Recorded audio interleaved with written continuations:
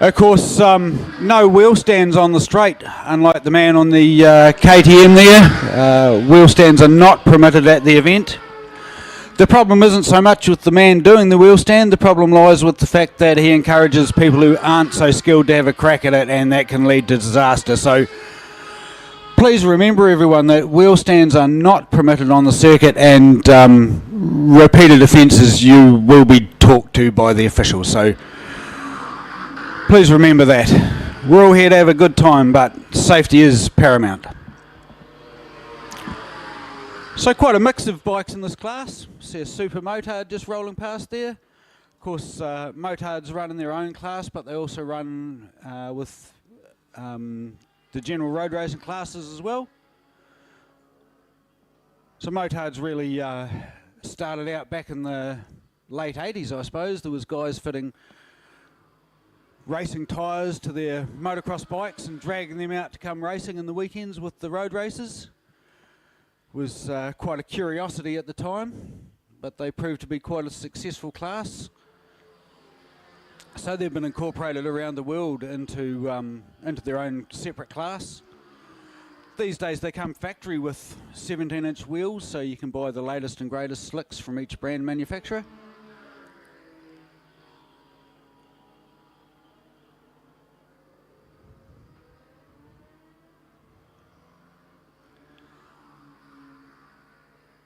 So out in the front there you see the rider with the green vest on. He's a motorcycling Canterbury rider.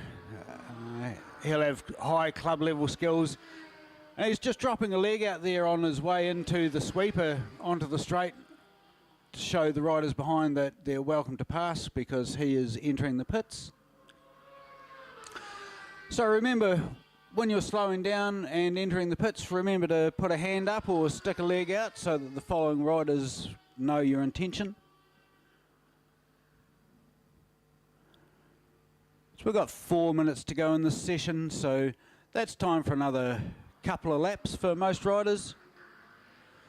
One thing to remember is we're not chasing lap times here, we're just here for a good time. It's an opportunity for you road riders to come out and have a look at the circuit and see what these guys do on a regular basis.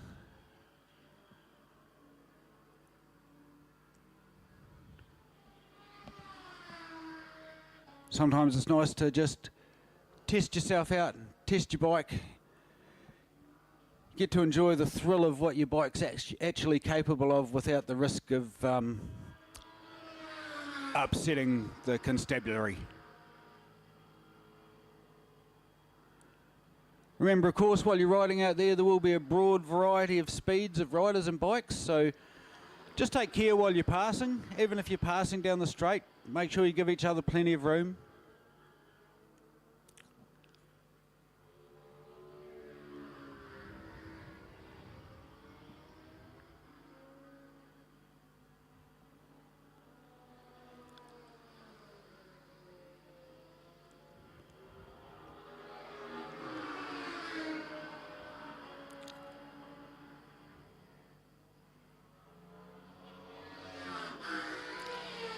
When you're out there lapping around, keep an eye out for the riders with the vests on.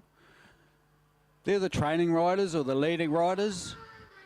They'll generally be on a really good line around the circuit, so if you want to learn some good racing lines, tuck in behind the guys or girls with the orange vests on or the green vests on, and they'll show you a good line around.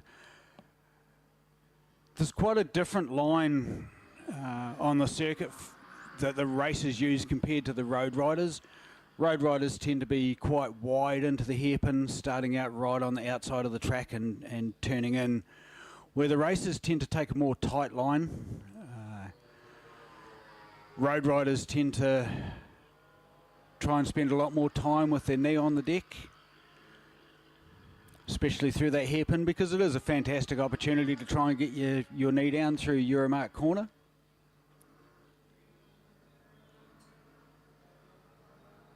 You're travelling at a nice slow speed through there, so you can carry a good bit of lean angle.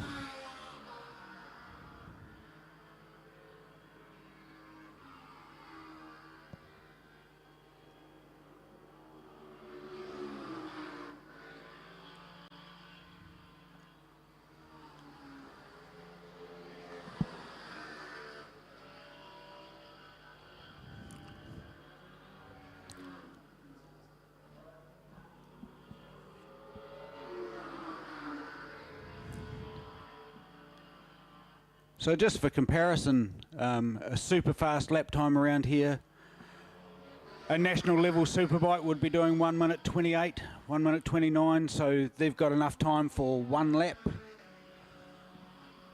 To be fair, a good road rider, if you can break into the 2 minute mark, you're doing extremely well around Ruapuna. So, like I say, it's not an opportunity to test your stopwatch. It's just an opportunity to go out and test your motorcycle and have some fun. Remember to stay hydrated through the course of the day. It's amazing how fast you get dehydrated out there while you're riding your bike. And even just standing around in the pits, once the sun comes out this afternoon, it's definitely going to warm up, so remember to keep drinking plenty of water. Don't forget to pop down and see Steve the coffee guy if you're looking for a coffee. Steve makes excellent coffee. Sitting here drinking a latte with one. Thank you very much, Steve. Thank you, of course, to all the officials that are running the event today. The stewards, the flaggies, the marshals.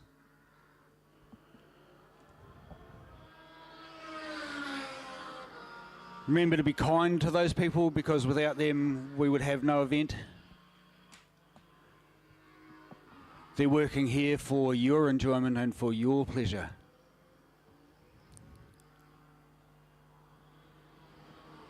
So there we go, that's the end of this session. So Wendy's got the checkered flag out. The checkered flag is also showing on the lights board. So all of these riders will be coming into the pits and we'll be getting ready for Class 2. Class 2, another big class.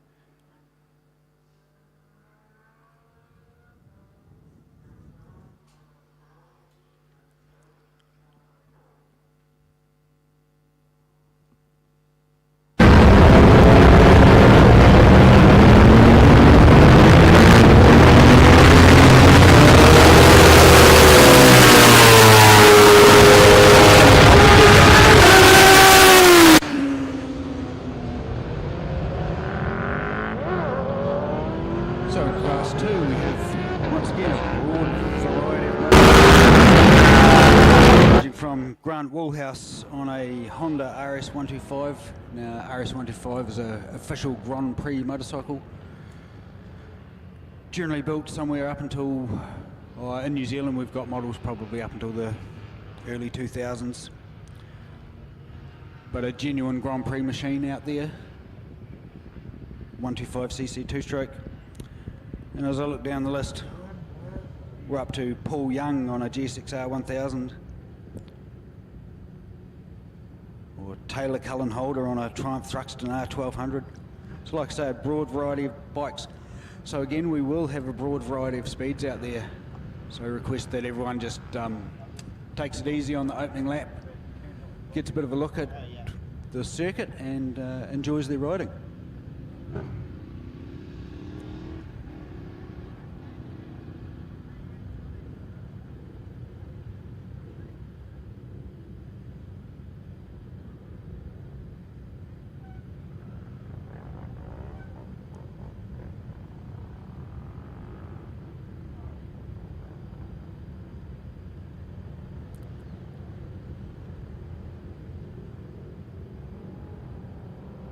Just remember while you're out there riding, sometimes it's easy to get suckered into trying to battle with someone. You never know what they're on. They could well be on slicks, coming on tyre warmers, with a bike that looks like a street bike. where you may be on your sports touring tyres.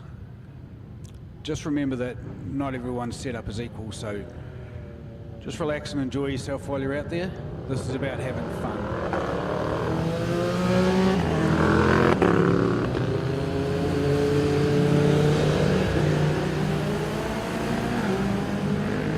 So people getting sent out on a nice staggered start. Got one man out there with his indicator on. I wonder if he does the full session like that.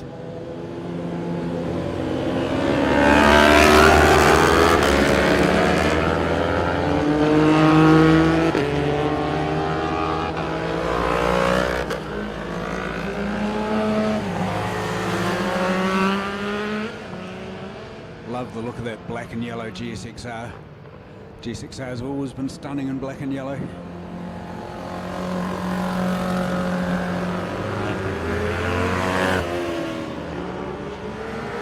we go, there's that little RS125 I was telling you about. Just heading out of the pits there. 125cc Grand Prix machine. You can see the trail of smoke coming out of the back of it. It's alright, it's meant to be like that. It's a two-stroke, so as it warms up, you'll find the smoke will disappear and that bike will just get faster and faster. And here we go, classic colours for a GSXR. Traditional Suzuki blue. That'll make the purists happy.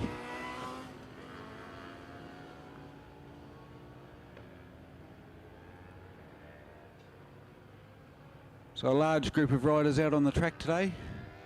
Everyone will be looking for a little bit of space.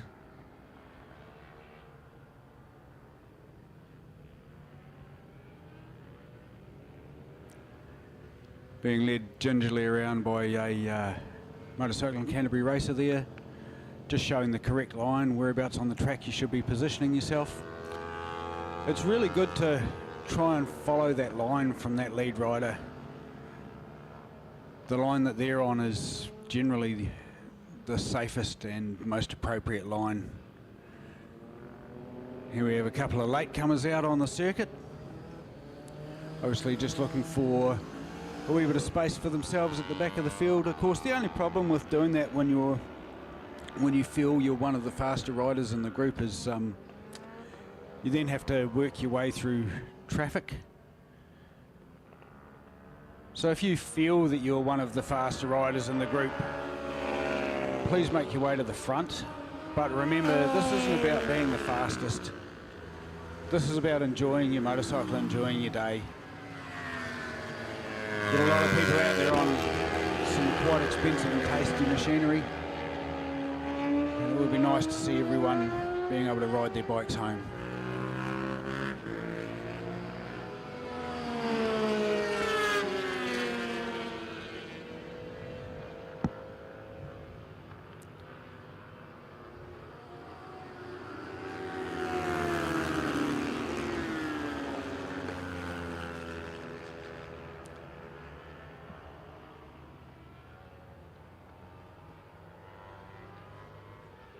And of course, here's the other thing. If you're late up, then you have to wait to be signalled out, and of course that means waiting until there's a safe portion on the track.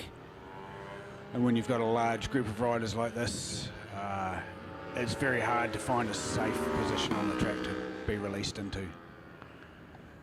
Remembering, of course, that we do have a reasonably long straight here, so the speeds down towards the exit of the pit are quite high. So when you're leaving the pits, make sure you have a good look over your left shoulder. Have a big long look down the straight and make sure that there is nothing coming. Here's Bill releasing the man now. Good safe time to be letting the man go. Plenty of room on the circuit. And as you can see, our race rider at the front is just checking over his shoulder, making sure that he's got someone behind him, he or she. They'll of course slow down to a level where the rider behind is comfortable and try and lead them around for a little bit, just showing them the good lines to take.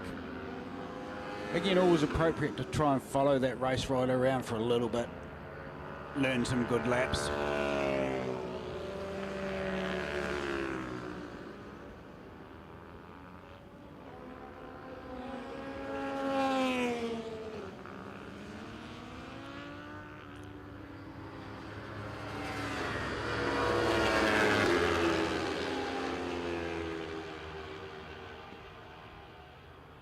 I will say, watching that large cluster of bikes to go into turn one, just for reference, the best entrance into turn one is from the right hand side of the track. You get much more visibility into turn one. The corner's much more open. So staying out wide on the entrance to turn one is definitely the best entry into there.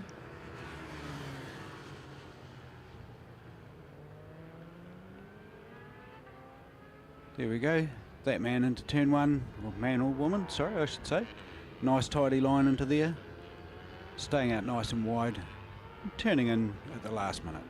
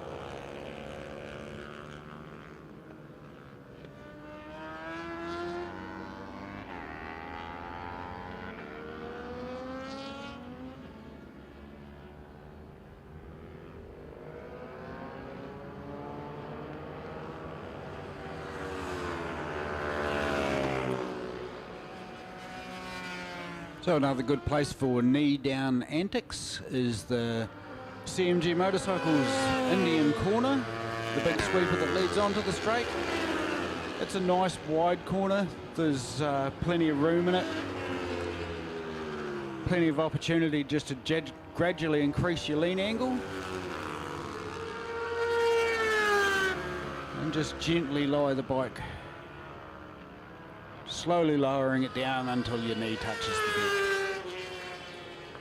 Of course, it does pay to be wearing something with knee sliders if you plan on trying that.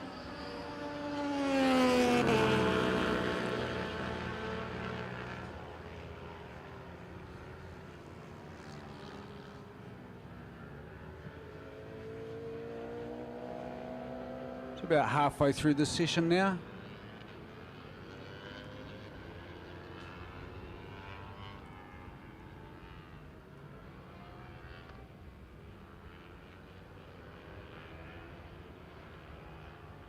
Some riders starting to feel a little more comfortable out there.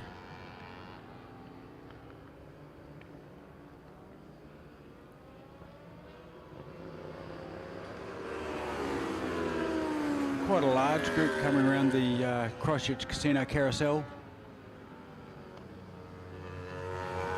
It's an interesting corner, that one. It's almost two little corners joined into one. Tightens up on the exit. You find yourself sort of drifting a little wide mid-corner. Don't worry, that's quite normal through there. And then it tightens up right at the end. Pays to wait just a little bit before you get on the throttle there. You don't want to be running too wide out of there.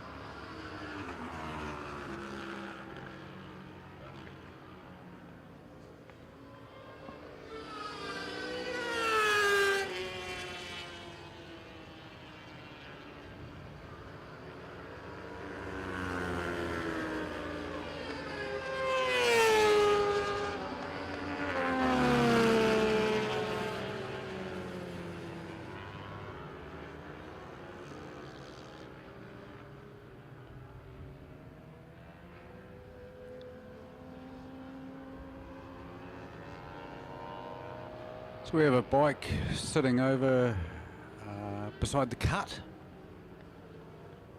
Man standing there beside his motorcycle. Hopefully he's just run out of fuel or run out of breath. Remembering, of course, to check that you've got a reasonable amount of fuel in your tank.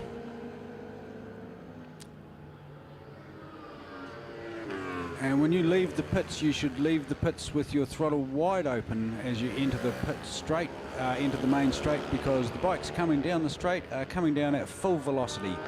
So you want to be trying to match their speed as closely as possible. So no messing around as you leave the pit exit. Bring yourself up to speed as quickly as you can.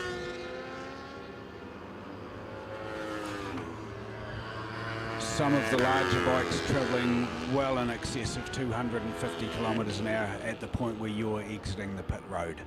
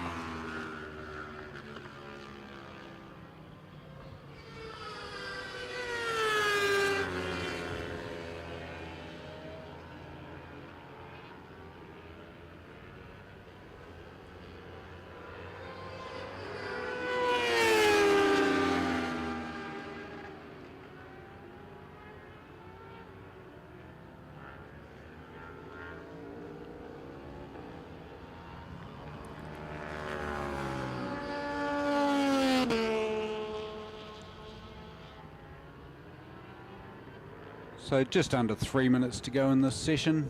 Everyone will get one more lap, and lucky punters might get two.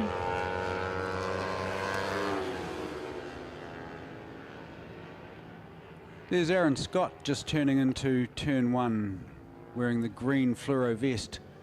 Perfect line through there, Aaron. Looked fantastic. Definitely, if you get the opportunity to follow Aaron into turn one, he will certainly lead you in on a really, really good line. Aaron's a extremely experienced racer here in Canterbury and also on the national scene. Winner of multiple beers, races and titles.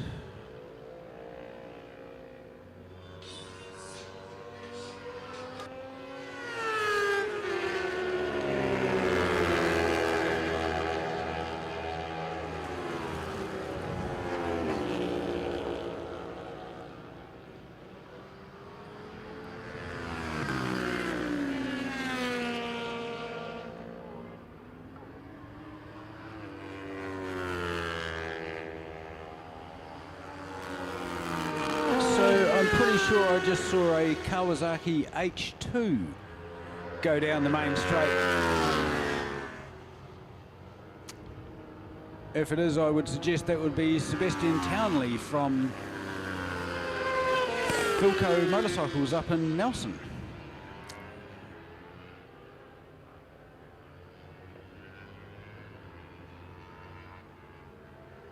A interesting choice of weapon to bring to a Have a Go Day.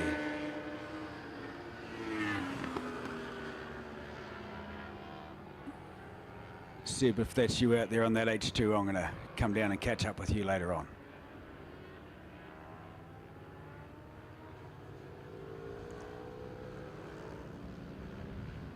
Of course, if anyone wants to come up and have a chat to me up in the control tower, you can tell me a little bit about yourself, a little bit about your bike.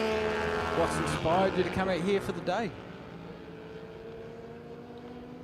Anyone's welcome to pop up and have a wee chat.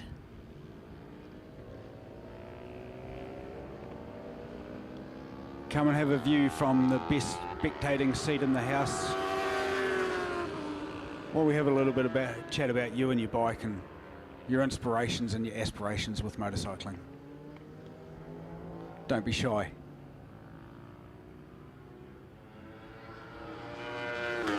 I just ask that one person at a time comes up. But more than welcome to come up and have a chat. So that's the end of session number 2.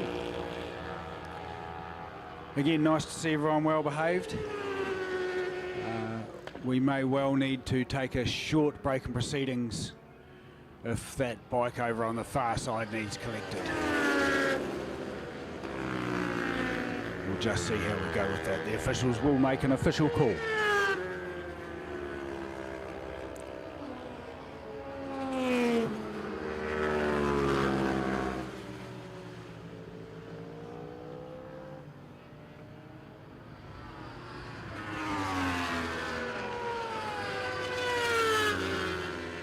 There's Daniel Clark on the little CBR 500, the fluoro coloured one, wearing a fluoro helmet and black leathers.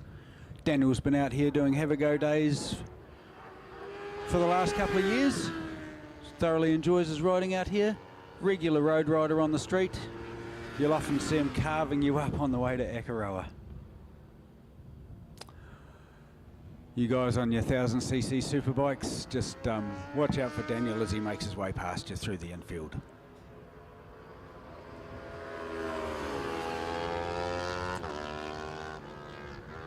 And I will say that Daniel will be out there on sports touring tyres because that is his everyday road bike, much like a lot of you out there.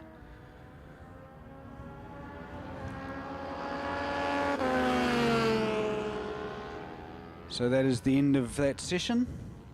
Class number 3, group 3 up next.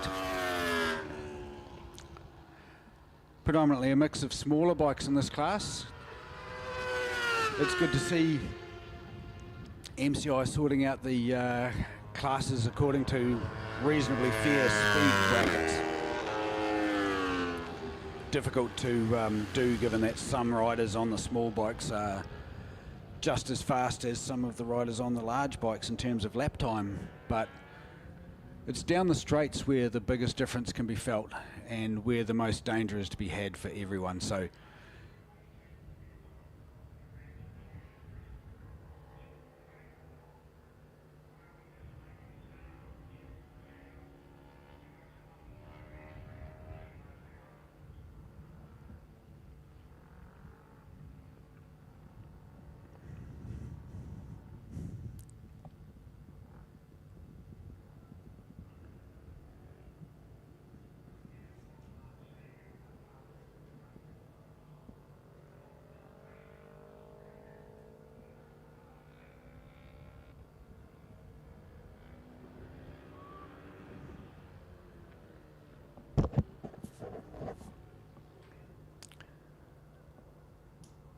a nice little cluster of low capacity bikes going out. Yamaha R15, Kawasaki ZX250s, KTM Duke 390s and Yamaha R3s make up the predominant numbers of this group. Looks like they're being led out by is that a RG150, bike number 17.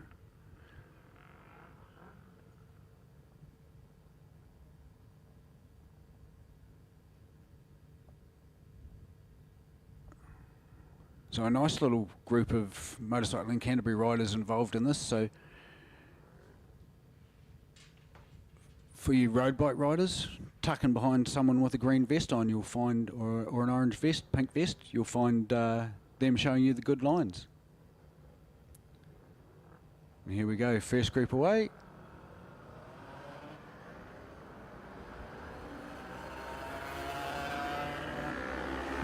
And everyone's out.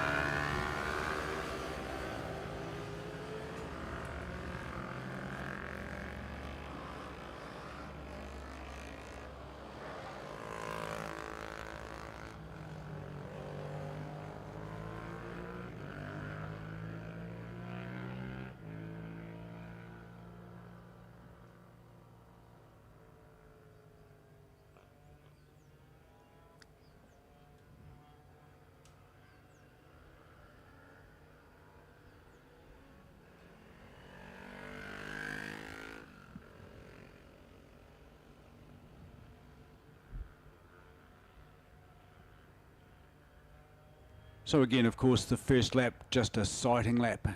A chance for people to have a look around, figure out which way the next corner goes. predominantly a left-hand circuit, so it's anti-clockwise.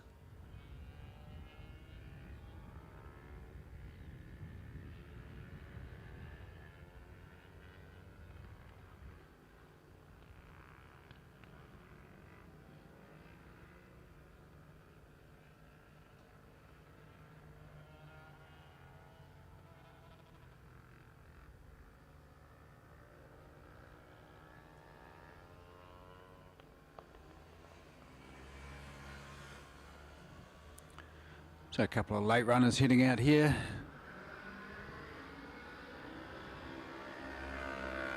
Good long look over the shoulder and then up to speed. That's the way. No messing about in the pit lane.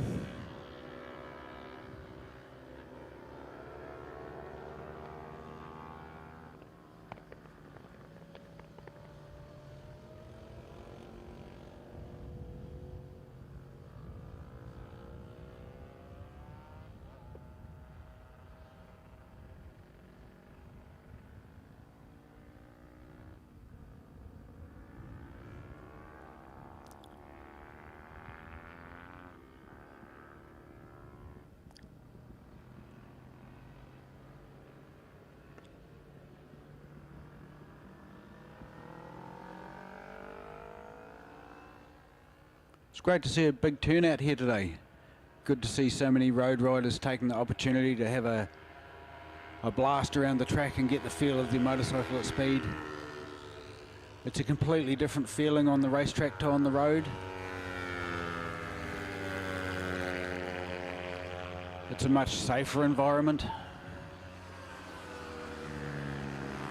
First off, we're all going the same direction. Distinct lack of power poles, stop signs and oncoming traffic. So it's a great opportunity to get out and have a bit of a play, open the throttle and see how fast your bike really is.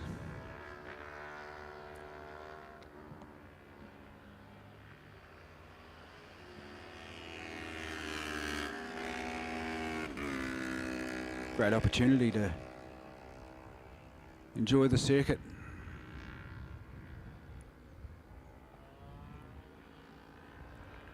Have a look at the laps.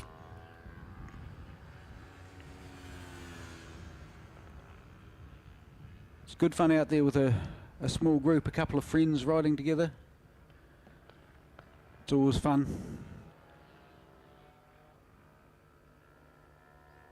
By the end of the day, you'll find that you'll be mixing with a group of people that all out there for the same thing, all out there to enjoy themselves.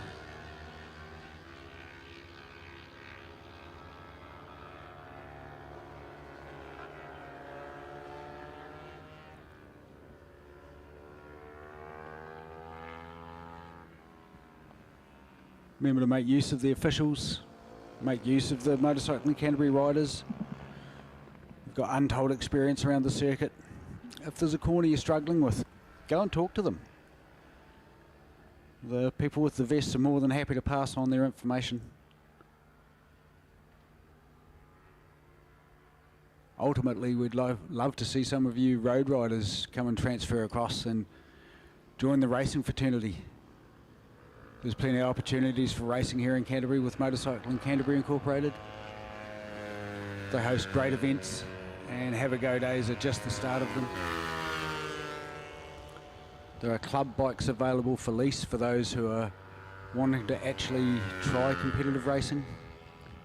You can lease all of the equipment that you need.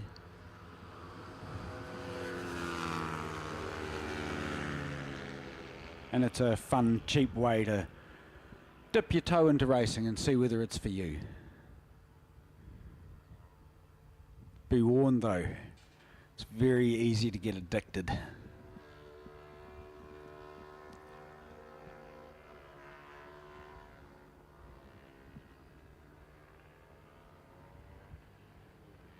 People are starting to find themselves a wee bit of room on the track now.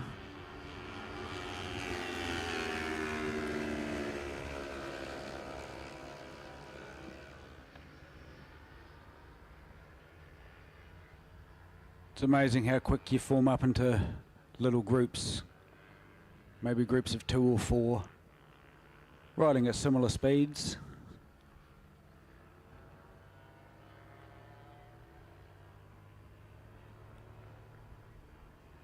Remember when you do pass to make the pass safely and give each other plenty of room.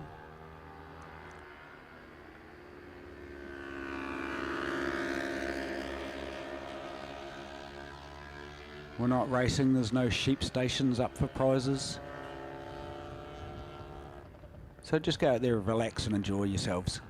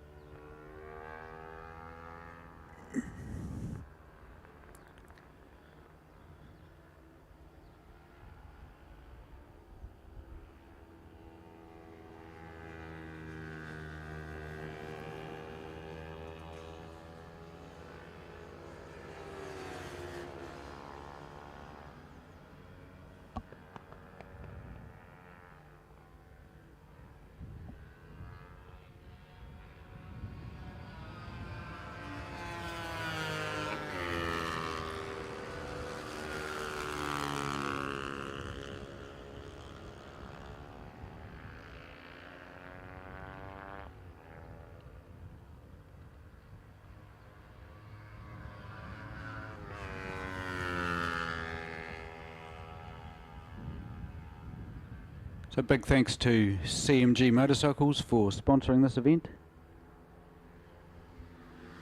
CMG Motorcycles, home of Indian, Triumph, Moto Guzzi, Aprilia, Suzuki, BMW, to name a few.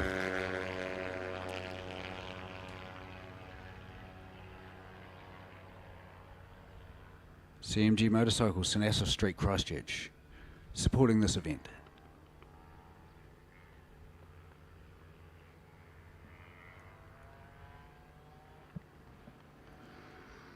So we've got 4 minutes of this session to go. Time for a couple more laps for everyone. It's amazing how 7 or 8 laps doesn't sound like much, but as everyone will experience, 7 or 8 laps is actually quite a demanding time out there. Remember to keep yourself hydrated. The physical exertion is only 50%. It's mentally exhausting out there doing laps as well, so remember, keep your brain sharp, keep yourself hydrated. As the day goes on and the temperatures rise and the speeds get faster, it's even more important.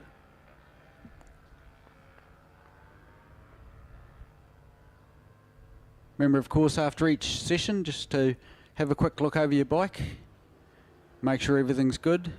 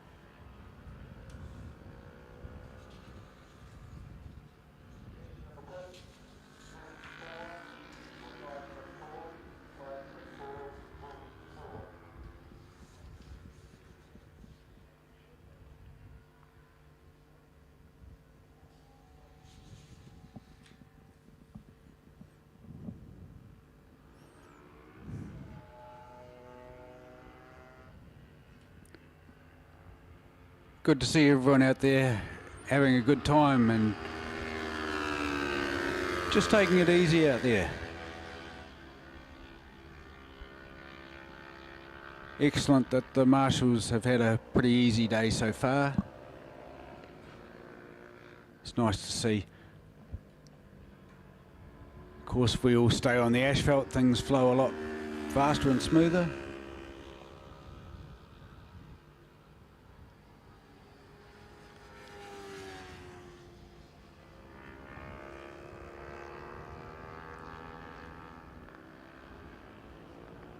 No prizes for ending up on the grass today.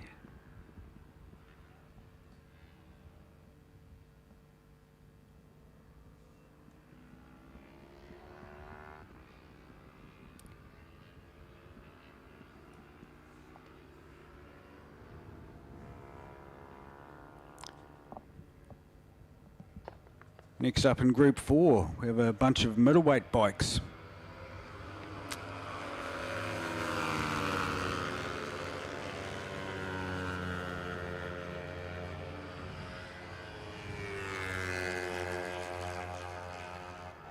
CBR 500s and 650s, GSXR 600s, MT07s and R7s,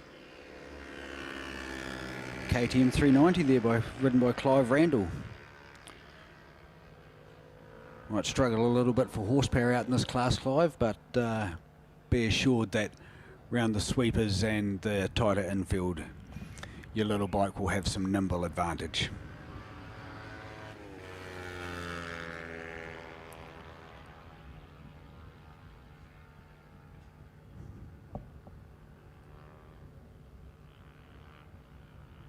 So class 3 just finishing off.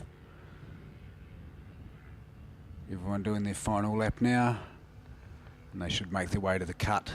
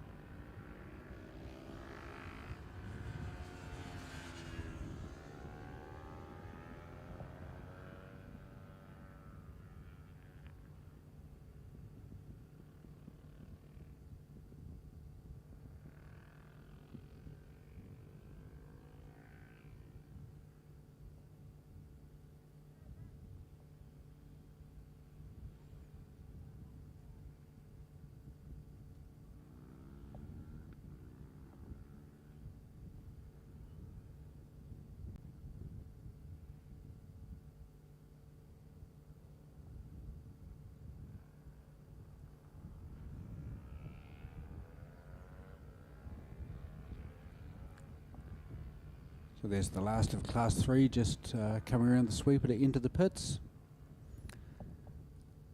Class 4 just being summoned up to the start of the grid. Everyone being asked to move up in an orderly but quickly fashion. The sooner we get the groups formed up, the sooner we can all be released.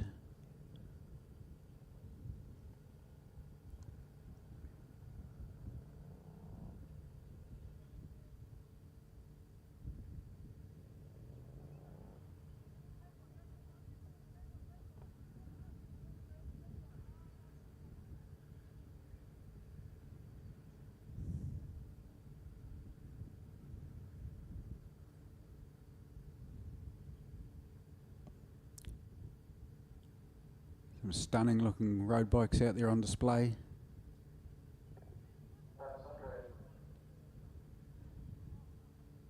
The white R7 with the red Yamaha racing livery on it, particularly stunning to my eyes. I've always liked the Yamaha in the white and red traditional livery.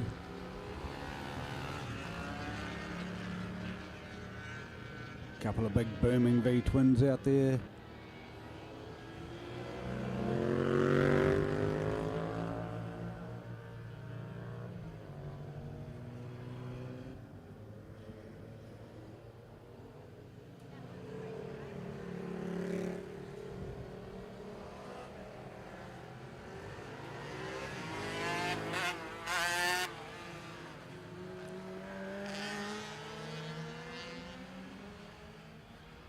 Here the frantic wail of a two-stroke that looked like a TZR 250. Mid-90s model. Very popular class back in the day, the 250 two-strokes.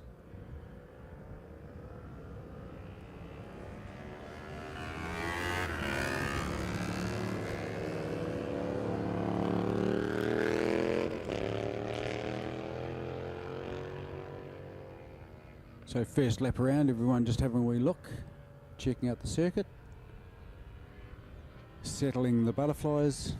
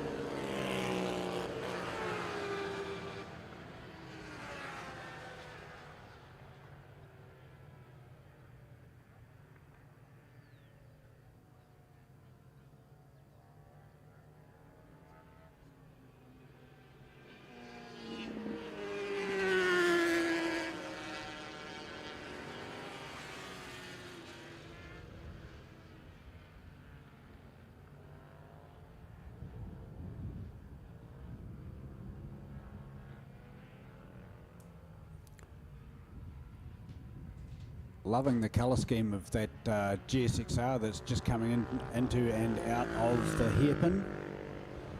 Very, very stylish with the pink highlights. Beautiful machine, and being very, very well ridden as well, I might add.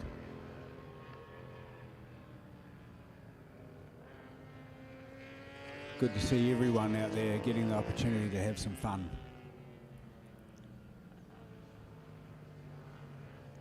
Age is no barrier here at Motorcycling Canterbury. There's a junior road race program. Starts off on the little KOs, so about 8 years old they can officially start racing. Start training, I think, from as young as 5 or 6. It's a great way. Get your kids into motorcycle racing and they'll never have time for anything else.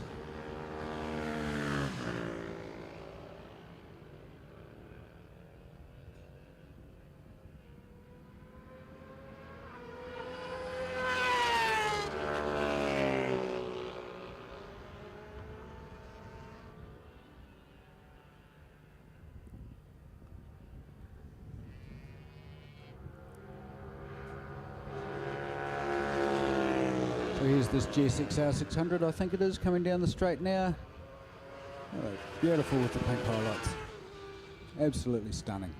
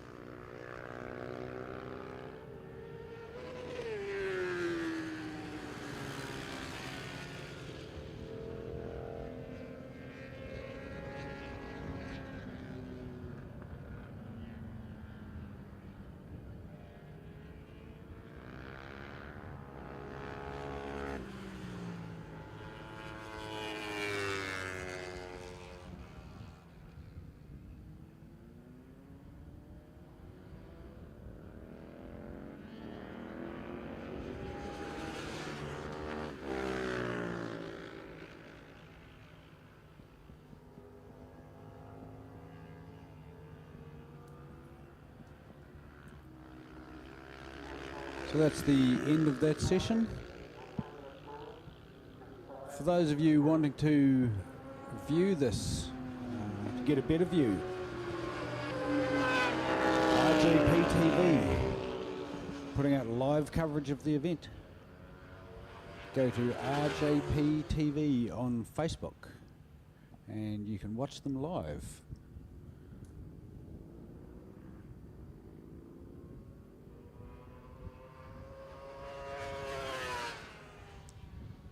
So everyone just forming up on the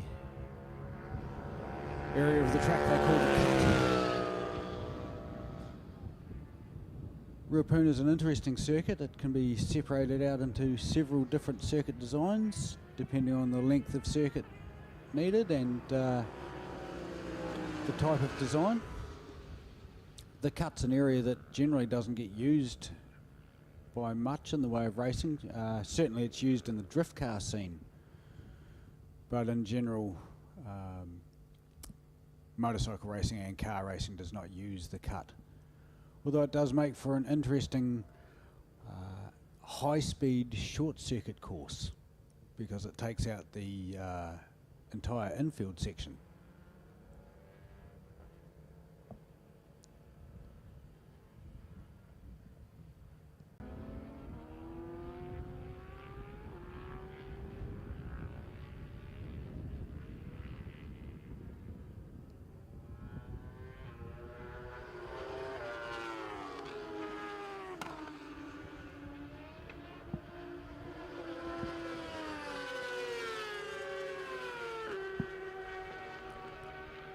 So just 1 minute to go in this session.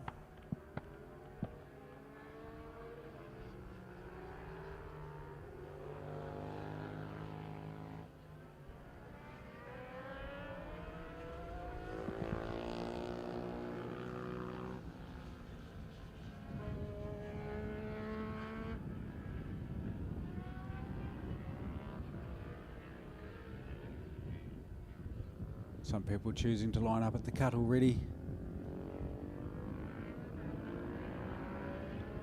As I said before, 15 minutes doesn't sound like a lot of time.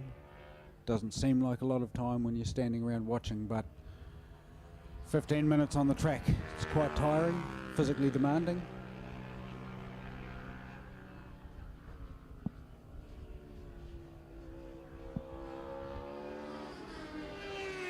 So just remember to make sure you keep hydrated.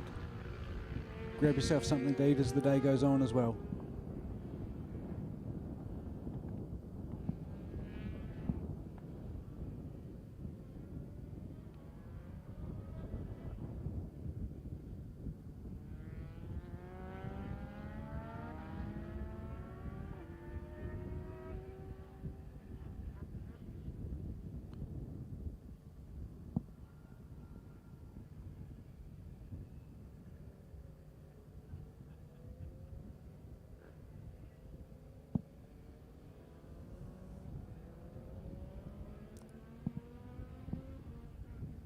So lining up Class 7. Class 7 for the small bikes. Gixxer 150s. Ninja 250s.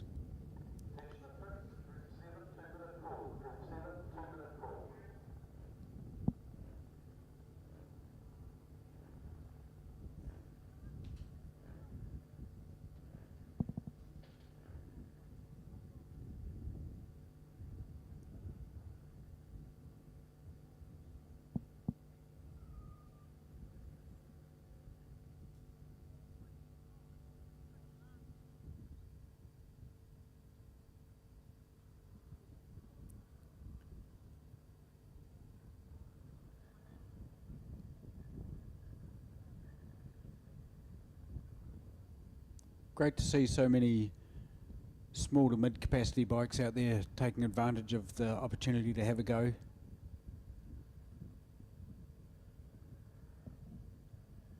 It's a fantastic way to learn.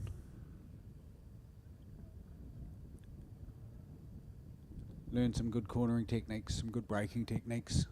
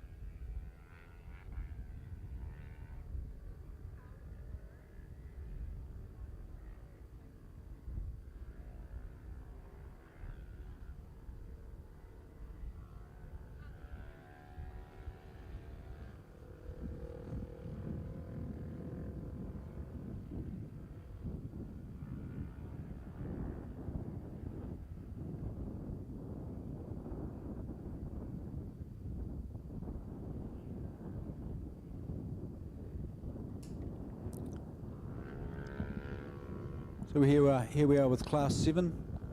Class 7 is a entry-level class. So this is for people their very first time out on the track. It's a great way to learn. Come out and experience the thrill of being out on the track. It just goes to prove that you don't have to be out there trying to put in the hot lap or the best lap to be out there having a good time. For a lot of these riders, it's just about the experience of being on the track, being able to say next time they come out to a national event or a club event that I've ridden this. And it gives them some perspective as well of what their favourite racer is up against when they're trying to put in a hot lap.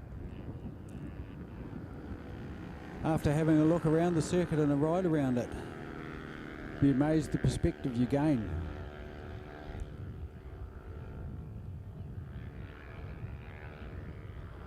What looks like a flat section suddenly becomes hilly or bumpy. What looks like hardly a corner at all turns into quite a sharp left-hander.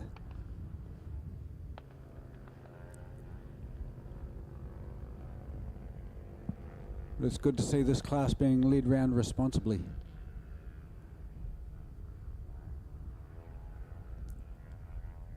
Remember that these are people who may well be their very first time on the track. So please give them encouragement and support.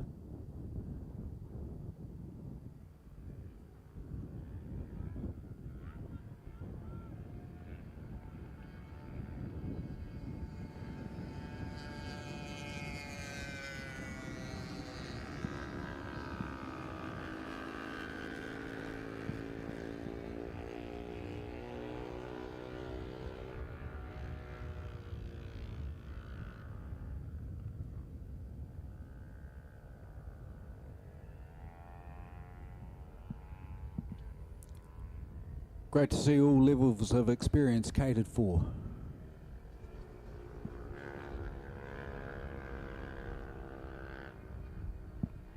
Of course, zipping along and doing their own thing right towards the back of the group is a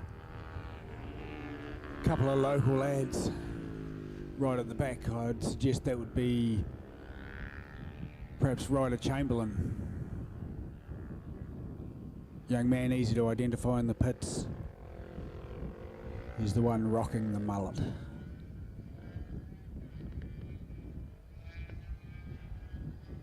Nice tidy line coming out of there, out of the sweeper onto the straight there, Ryder.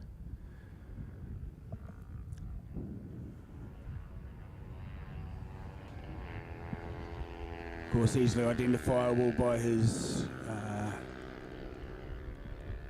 New Zealand style flag on the back of his leathers.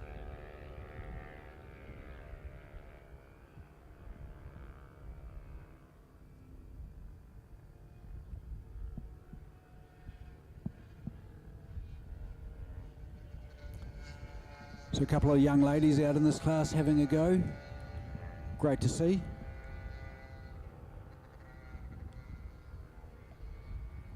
And just working their way around the track, getting a good feel for it. Completely different experience being on the track from spectating from the sides.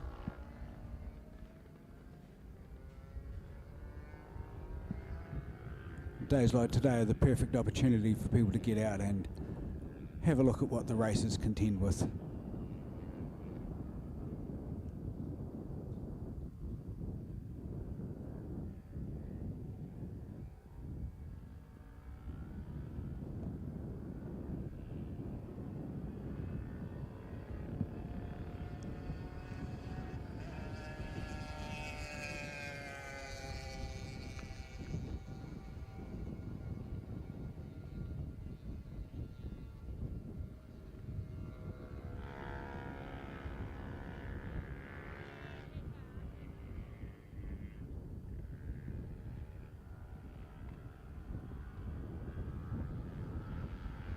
Oh, and we have a bike down.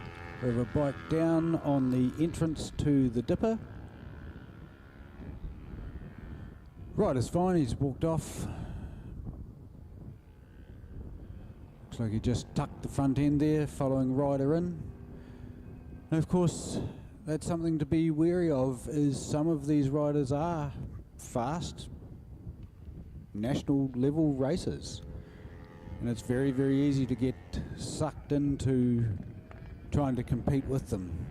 So please be aware that the rider that has just passed you may very well be on a track specific setup with specific track knowledge. So just remember that this is only a fun day. We're all just here to have a good time. Good to see that the rider is up and safe and well, walking towards the flag marshal area.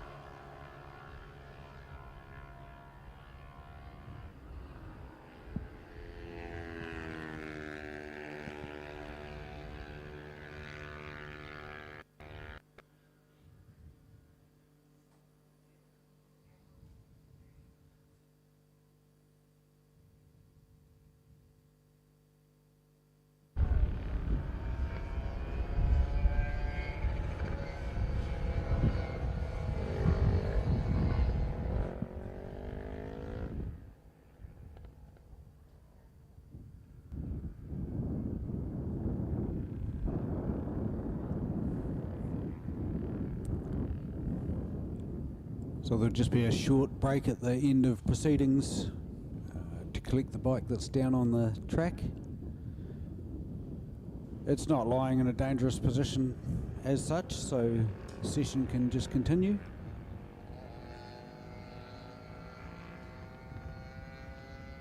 It's good to see these inexperienced people on the track getting an opportunity to have a look around, see where the circuit goes.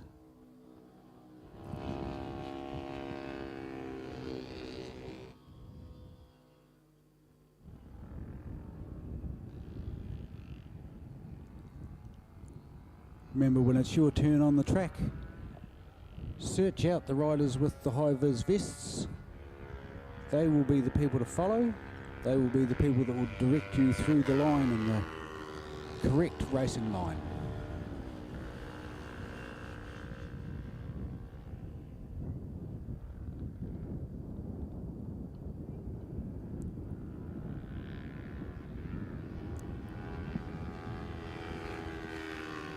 And good bit of sportsmanship there. KTM rider just waving on the rider beside him, encouraging.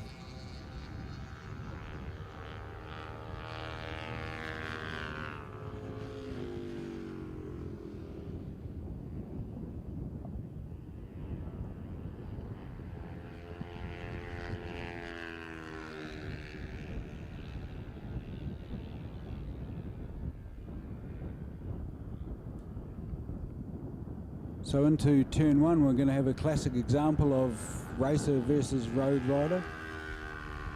Ryder Chamberlain, Ryder will be riding a, might be a Yamaha R3 or something along those lines, and just powers around the outside of what appears to be a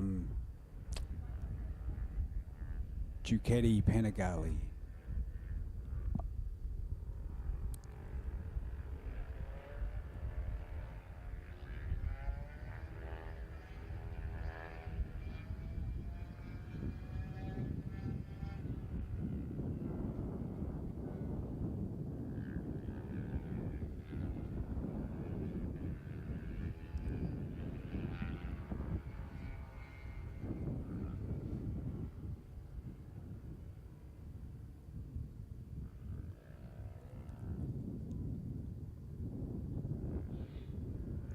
So great experience for these inexperienced riders to be out there doing a lap.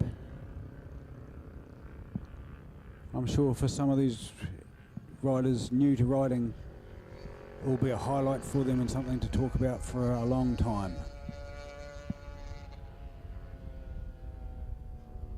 Certainly bragging rights around the lunch table at work tomorrow.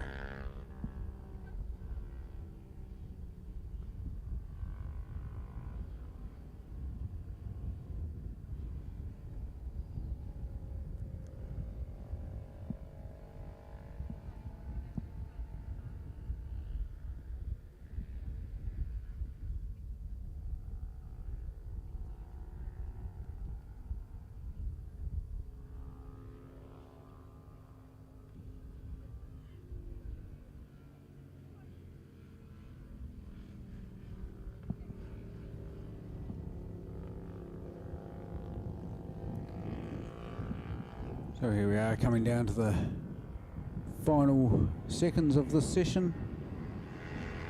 Everyone here will get to complete one more lap.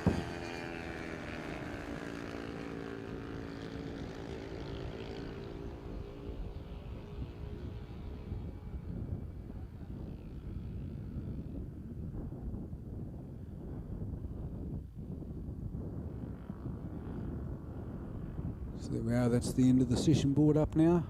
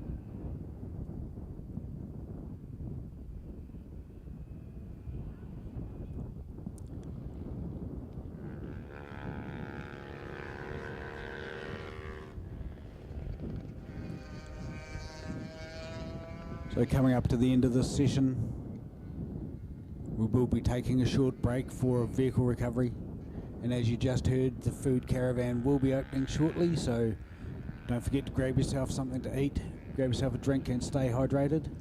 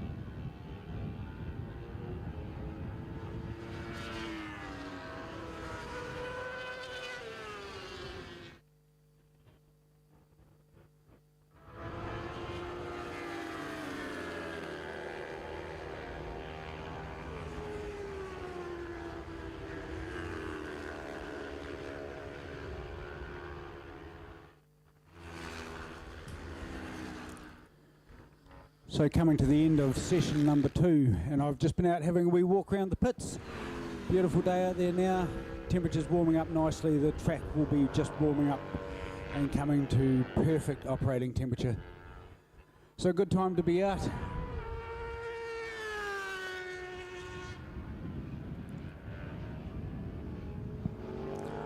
Looks like people are starting to pick up the pace from the first session. They're feeling a wee bit confident now. Had a wee drink, a wee bit of a sandwich, and getting into it for the day.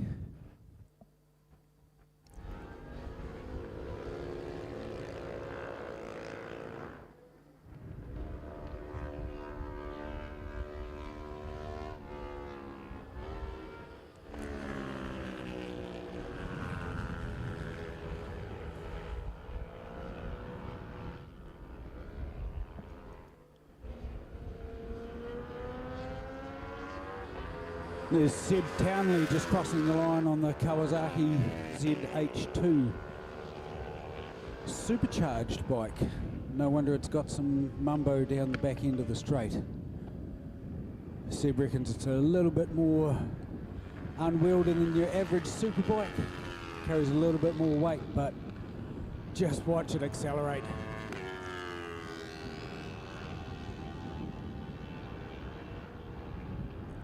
Coming down the straight there towards the hairpin. Seb Townley on the ZH2. Beautiful looking bike. Unfaired naked muscle bike.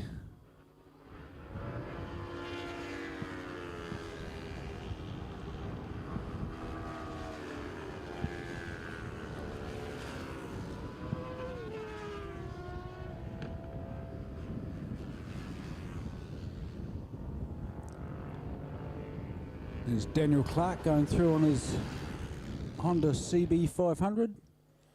It's his everyday road bike, just like a lot of yours. Commutes to that. I think that bike's just about got 100,000 Ks on it now. Can't be far away. Not a bad effort for a bike that's probably only 3 years old. Maybe 4.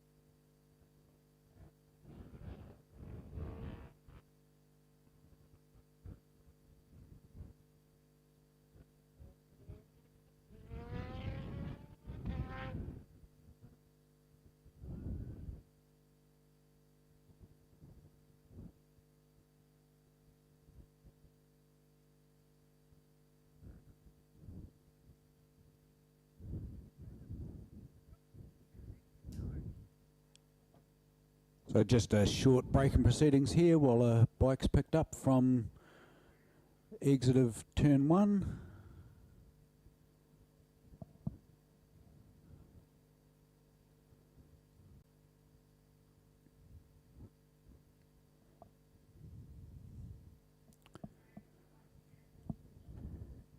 Hope the rider's fine.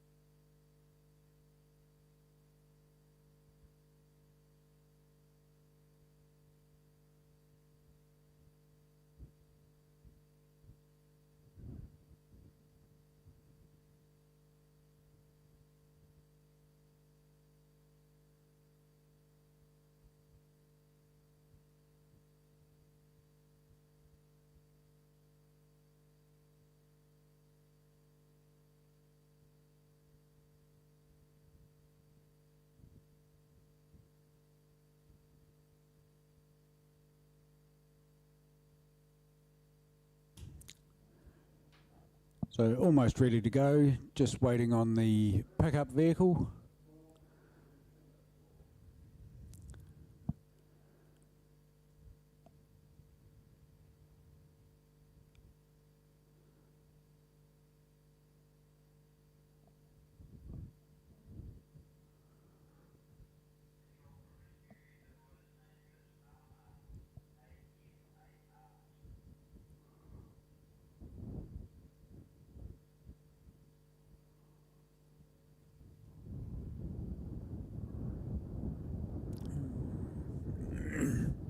Amar Singh on a G6 R750.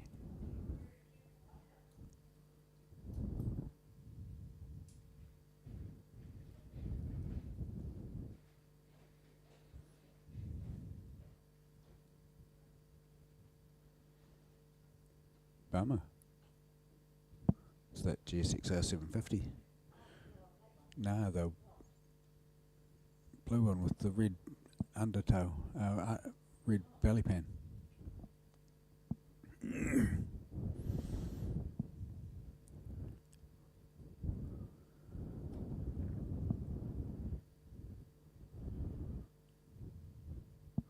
That's what you get for thinking you're fast when you're a road rider on street tyres.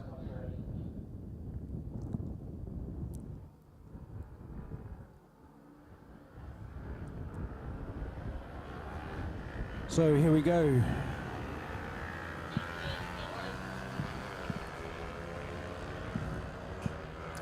So here we go. Class number 3 out and doing some laps.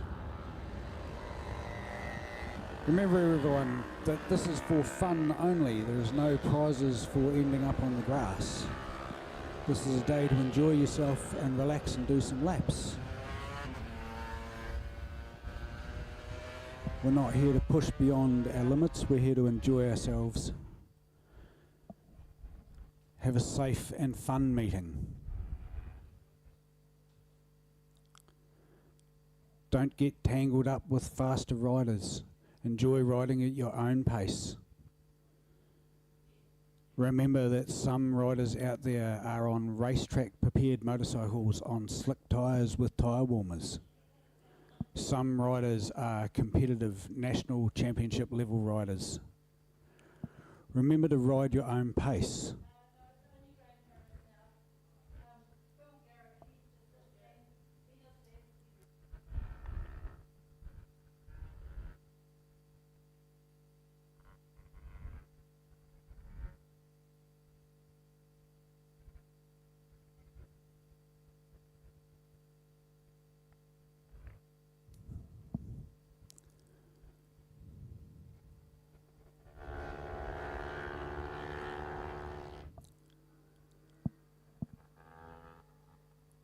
So follow the rider with the fluoro jacket.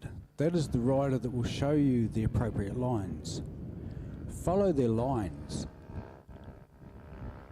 but don't try and match their speed.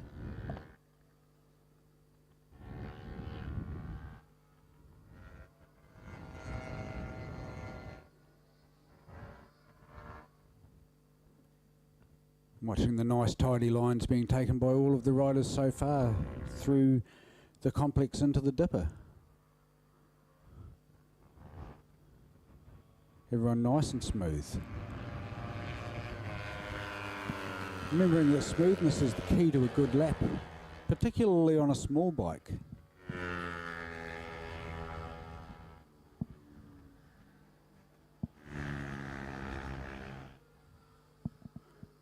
And everyone's out there looking like they're having a fun time, which is fantastic to see.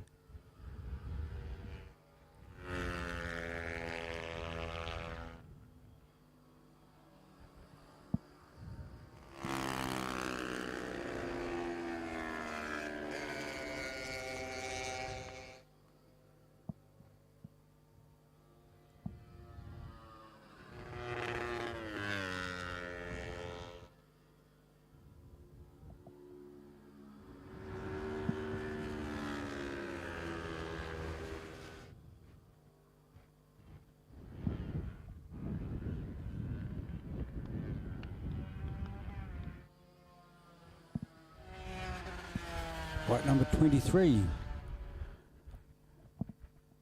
Looks like a Honda RS125.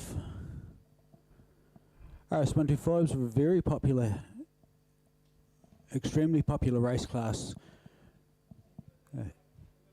especially in the 90s, 1990, 2000s, up to 2010. Even up until recently, they were still an official New Zealand Grand Prix class, carrying New Zealand Grand Prix title status, and they still run a New Zealand Grand Prix title for the 125s. Amazing little motorcycles, factory-built Grand Prix bikes. Today we see the likes of Cormac Buchanan racing the entry-level class in Grand Prix Moto 3. These RS125 bikes that you're seeing out on the track today, these were the equivalent of the Moto 3 bike in their day. A genuine full-blown Grand Prix bike. Who knows, perhaps in 25 years we'll see the likes of Cormac Buchanan's bike being raced here in New Zealand. And in fact, maybe 3 years ago there was a Moto 3 bike brought out to New Zealand to race in the New Zealand Championships. And it was brought out more as a demonstration than anything. Of course, our tracks are so different to the European-based tracks. They're narrow and short by comparison. So it was difficult to set up that bike to suit New Zealand conditions. But they certainly had a good time and put in a good showing.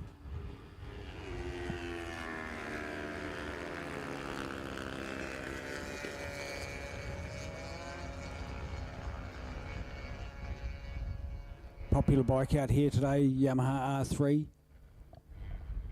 They've been a stalwart of the class.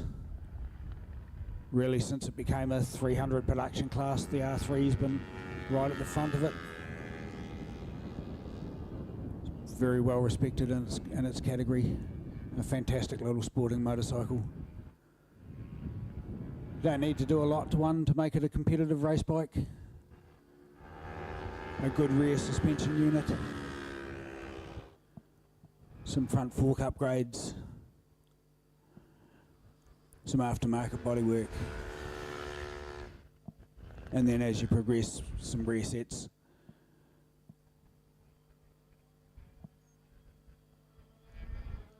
And there you have quite a competitive little bike for not a lot of money. Of course, the other option is to go out and buy one of the previous front runner class bikes. There's several available for sale around New Zealand at the moment, and they can be had for, depending on the motorcycle, $5,000 to $8,000. The $8,000 bike is a fully competitive, ready-to-race national package with a full set of spares, spare wheels, spare parts. So if you're looking to move into the class, there's several options of the way forward, including hiring a bike from Motorcycling Canterbury. They have bikes available to rent for races. It's a great way to feel your way into it. You can rent the bike, you can rent leathers, rent boots, and rent gloves. You'll need your own helmet, of course. These helmets are not multi-fit. But for very little cost, you can try out racing.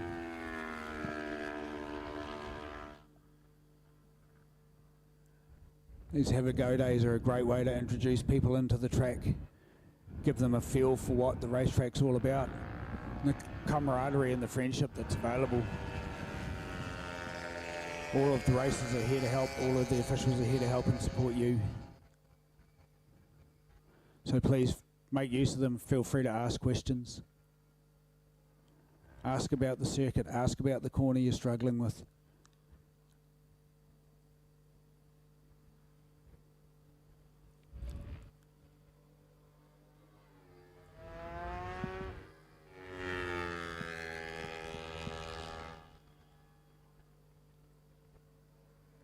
I'm sure each individual instructor wearing a fluoro jacket, if you ask them for some individual assistance, they'd be happy to take you around for 1 or 2 laps and show you the correct lines. So don't be afraid to ask. It's a great learning experience and a great learning opportunity to get out there with these guys and girls who are experienced racers. Learn some techniques, some skills and some lines.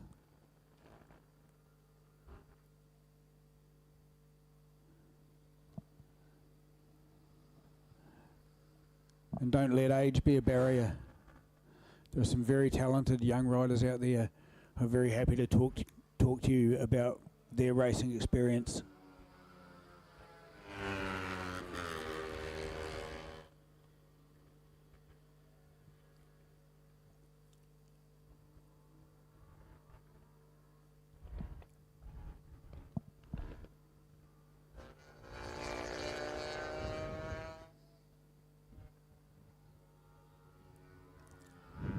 Go have a chat to Jacob, Aaron or Warren around pit number 2021.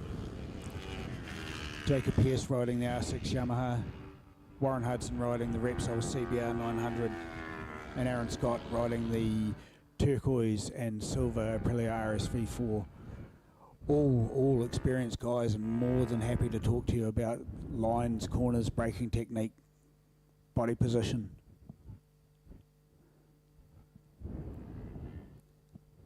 A quick chat with those guys and you'll find your riding improves no end.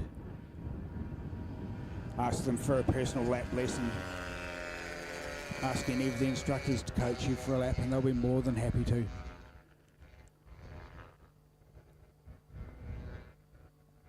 The one thing the riders love more than anything is sharing their experience. It's a great feeling being able to pass on some knowledge and skill. So please, take the opportunity to ask these riders for some personal coaching.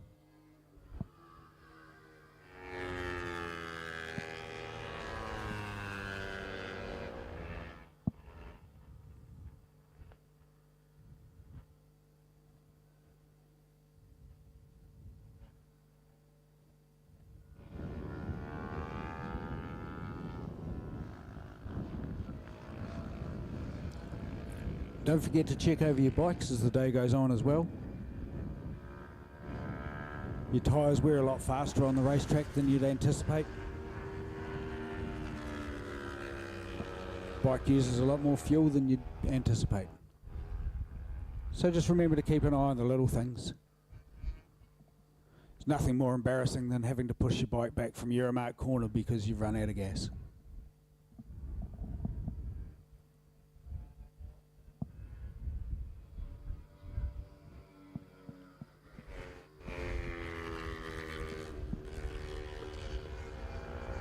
Good little group coming out of the sweeper onto the straight.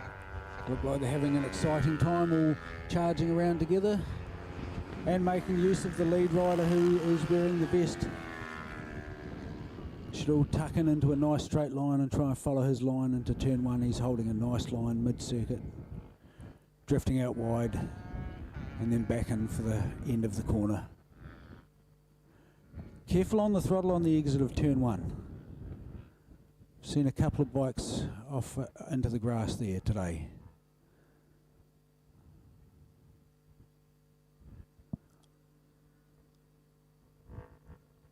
Link ECU corner.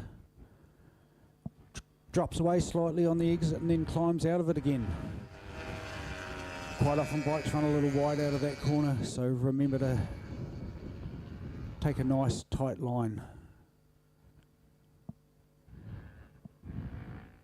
The run down to the hairpin. Excellent braking corner. A good chance to practice your braking techniques. Coming down from quite a high speed. Down into a hairpin, first or second gear. It's a good place just to practice your braking. It's not very often on the road we get to practice really heavy braking. But it's good to understand the ability that your bike has in bringing yourself to a stop, because you never know when you're going to need it in a road condition.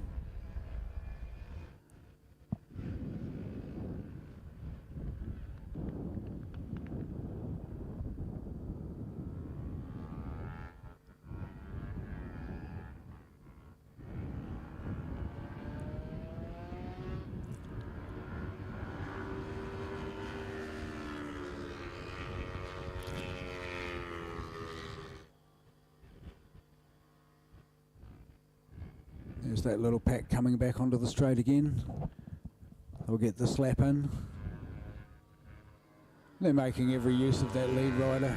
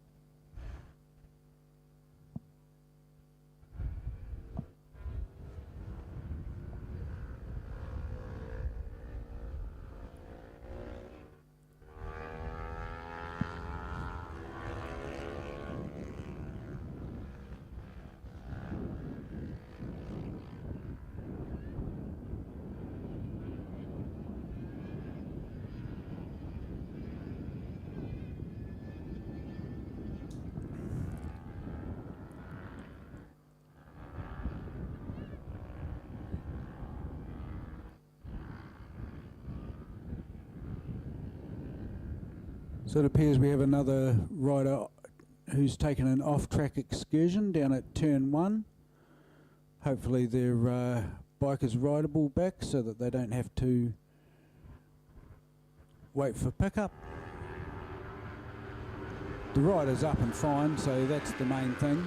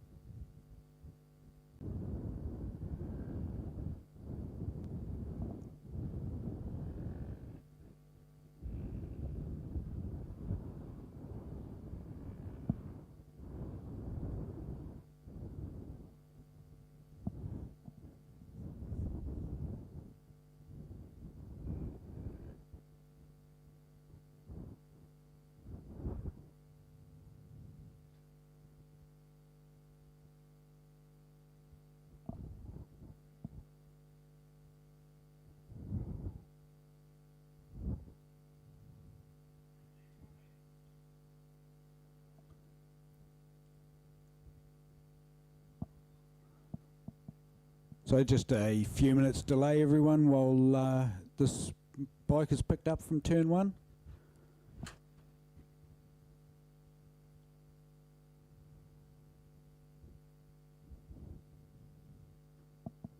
So again, everyone, just a reminder that we're just here for fun.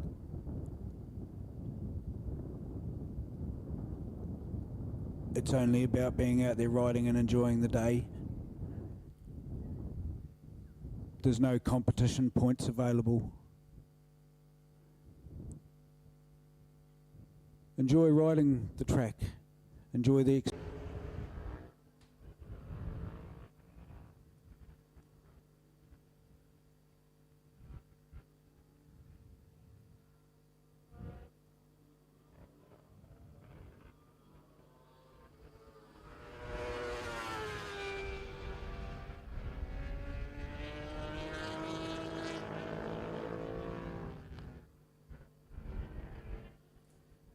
A couple of minutes to go in this session.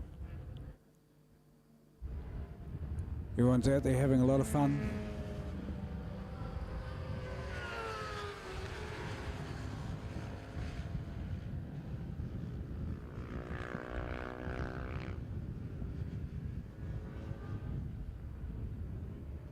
Good to see nice, clean, respectful riding. Plenty of passing going on within the groups, but everyone giving each other plenty of room.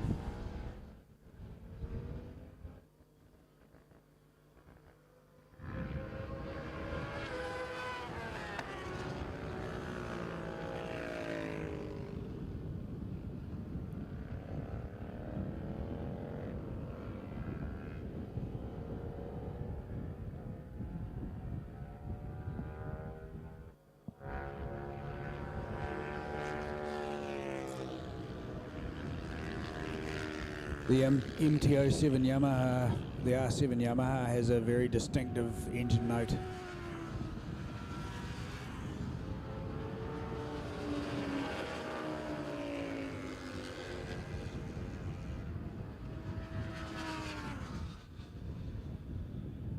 Quite a deep droning, as opposed to the more traditional scream of the triple or the inline four. But that new engine and chassis package from Yamaha seems to be working really nicely.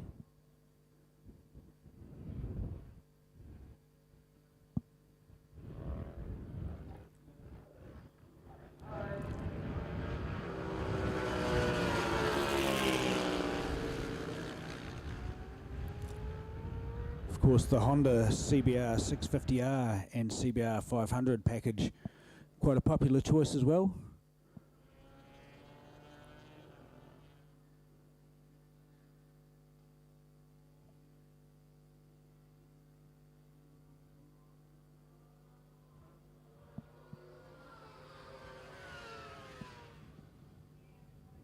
And the flying GSXRs.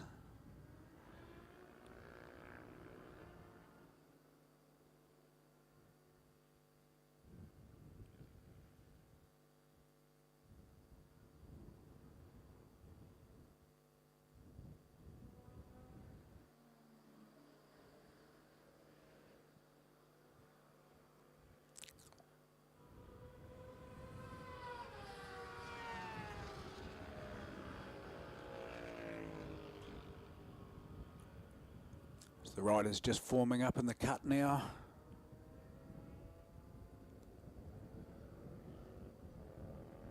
As everyone completes their last lap.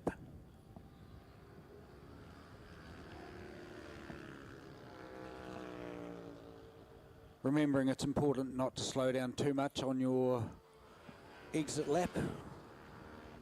We do want to get back to the cut efficiently so that the next class can get out quickly.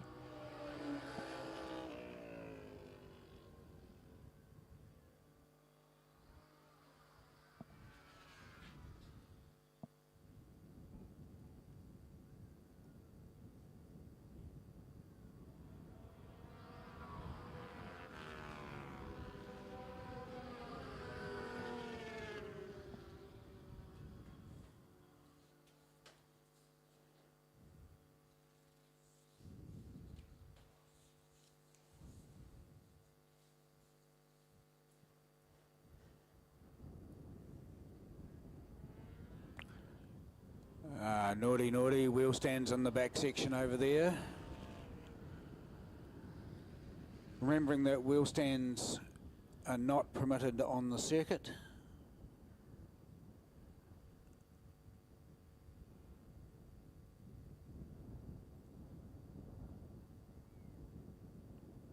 For safety reasons, wheel stands are not permitted.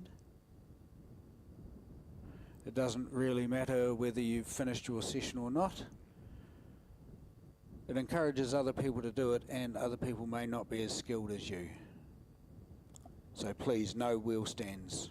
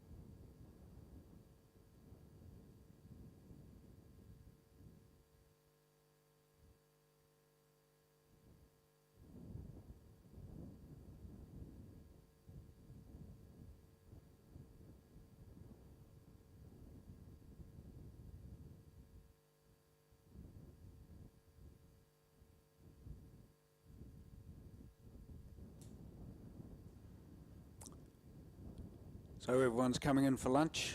Looks like a good time to grab yourself a sandwich, chill out and relax, have a wander around the pits, have a talk to some of the racers.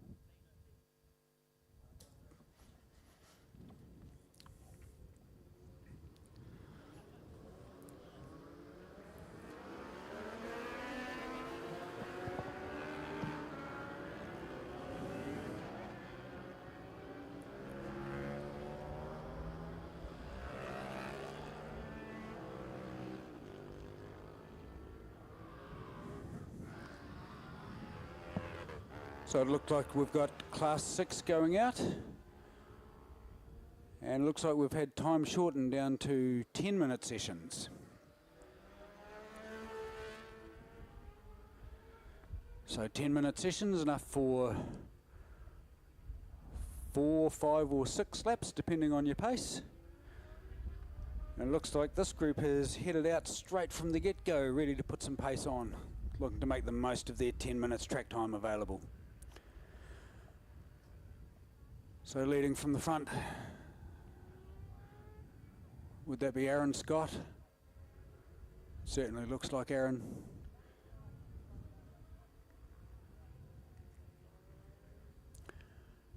It is Aaron Scott on the Aprilia RSV4. Very accomplished racer.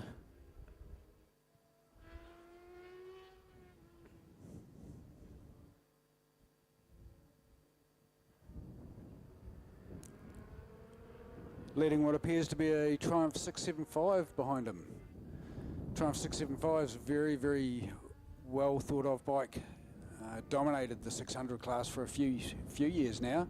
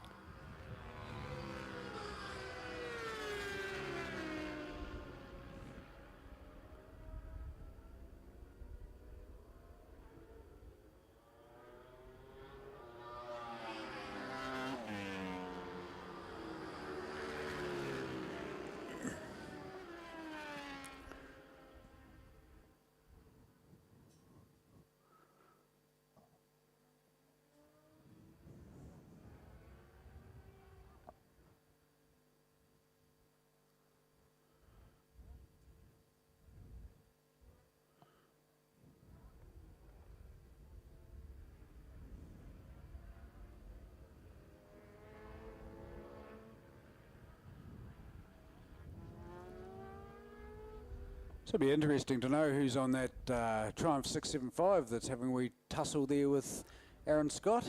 Certainly putting in a very good showing. Nice lines, nice and tidy. And that looks like Jacob Pearce and Warren Hudson having a wee battle along behind for what would essentially be third and fourth place if we were having an official race day here. So certainly close dicing between first and second, as well as close dicing between third and fourth. Have a look at these guys, check out the lap times, check out the lines. These guys showing you the lines, how it should be done. Wow, and look at that 675 go. That's the orange and white bike coming through Link ECU corner, heading down towards Dennyholm Hairpin. Or Euromark Hairpin as it's known these days.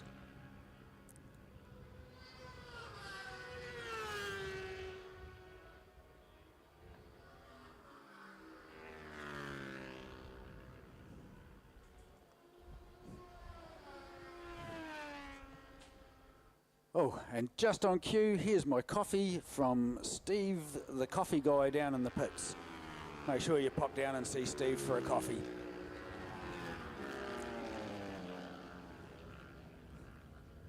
Oh, and no, I do pay for my own. Well, actually, my wife paid for this one. Thanks, babe.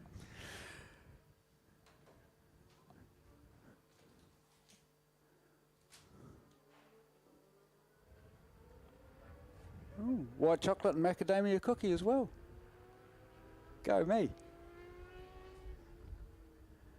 So, best view in the house, nice hot coffee and a cookie. Can't complain sitting up here in the commentator's booth.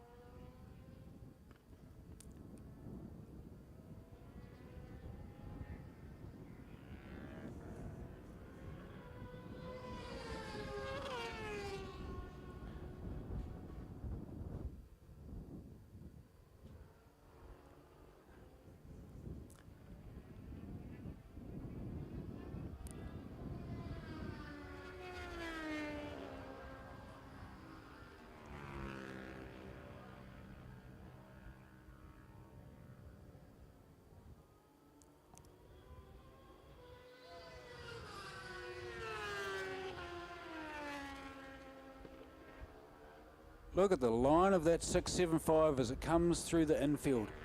Absolutely beautiful. Watch it through the double left here. It'll turn this section into one corner. Doesn't stand it up, just keeps it leaned over all the way around, right through into the dipper. Nice line on the exit of the dipper. Keeps the front wheel on the deck. Changes up, short shifts through into CMG Indian corner, a couple of downshifts. Be coming through in third gear onto the straight. Oh, naughty, naughty. Little wheel stand there. Hard when you're cracking out of pace though. And he is cracking out of pace. And look at that, there's Jacob Pearce and Warren Hudson. They've come through with Aaron Scott, so those three of them have formed up together, forming a nice tidy little group too.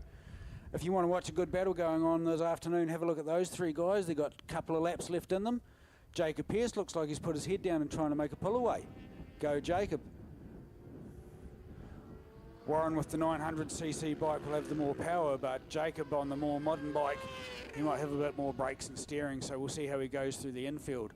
Of course, Aaron Scott on the Aprilia RSV4, he has both the power and the handling. However, he looks like he's struggling a little bit today. Mind you, Aaron's been out and he's done a lot of laps, he's done a lot of training. It's quite likely that he's getting a bit puffed. He's been out there all day.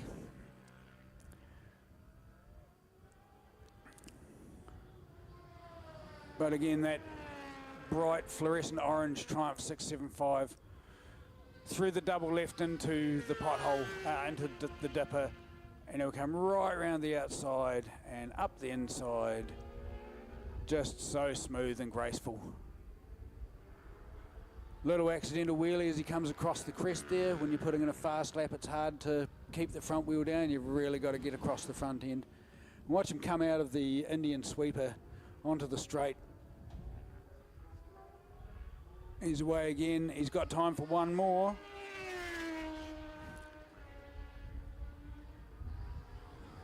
So really pushing on that Triumph 675 now. Here comes Jacob, Warren and Aaron having a private little battle between them. So the three of them pushing on for personal glory, personal bragging rights at the end of the day. They're a group of very experienced road racers, each of them with national championship history.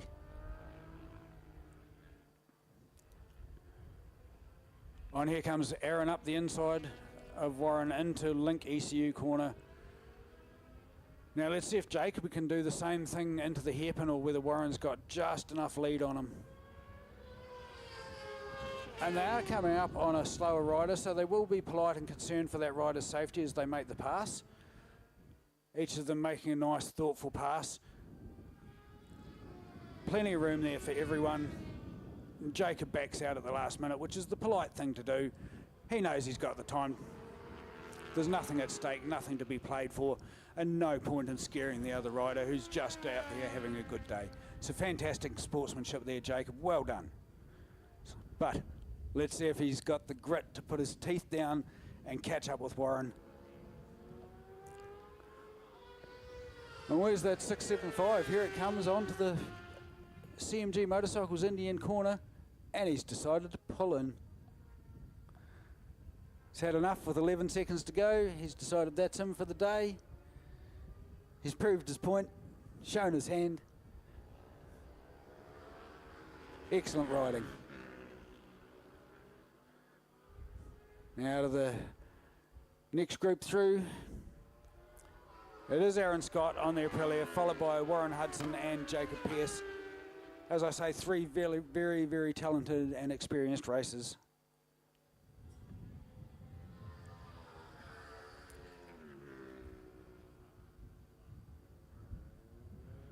Out there putting on a show and doing some demonstration laps. Congratulations, guys. Well done.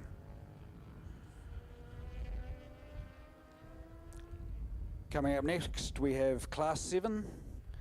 This is the little bike class. This is for junior riders. We have the likes of Ryder Chamberlain, 13 years old. Made his debut at the National Superbike Championships this year.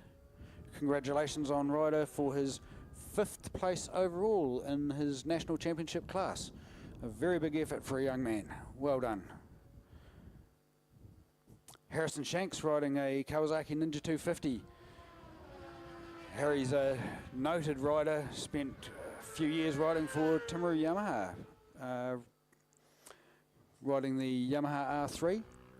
So a very capable rider in his own right. Good to see those two guys out there doing a bit of training, encouraging the young and inexperienced riders, showing them that it can be fun, it can be safe, and it can be exhilarating. Remember, for the junior riders, that MCI has a junior racer program. We can start on KO 150s, we can start training from a very early age. The KO program is very well supported here by Mega Motorcycles and also by Kevin Goddard from Race Supplies in the South Island. So very, very well supported and very well respected setups. Just a wee break in proceedings while Wendy goes and collects some rubbish that's been flying around on the track. Good job there, Wendy. No one needs that flying up into their visor while they're blasting down the straight. So a big thank you to all the officials, the flag marshals, the stewards. Wendy doing all the hard work behind the scenes and the hard work on the start-finish flag. The scrutineers, the ambos, everyone to be congratulated and thanked for their efforts today.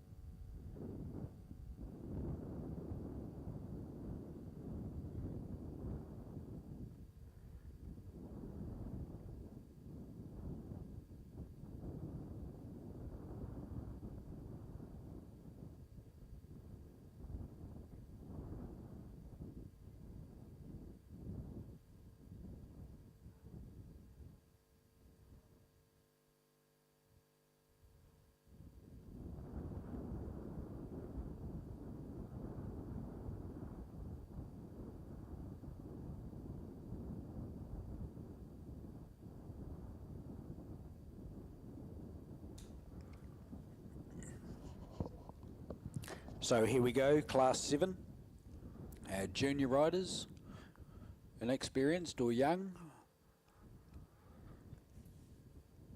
Now you can hire a club bike. MCI does have bikes available for hire if you want to try out road racing, or if you've had a go and decide you want to dip your toe in a little further. They do have Kawasaki Ninja 250s for rent. You can rent leathers and boots, gloves. You do have to bring your own helmet, which of course makes sense.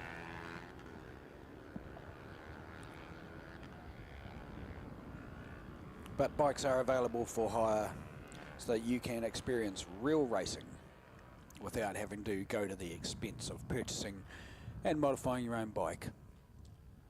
So here we go, these bikes out for a 10-minute session. 4 or 5 laps depending on the rider and the bike.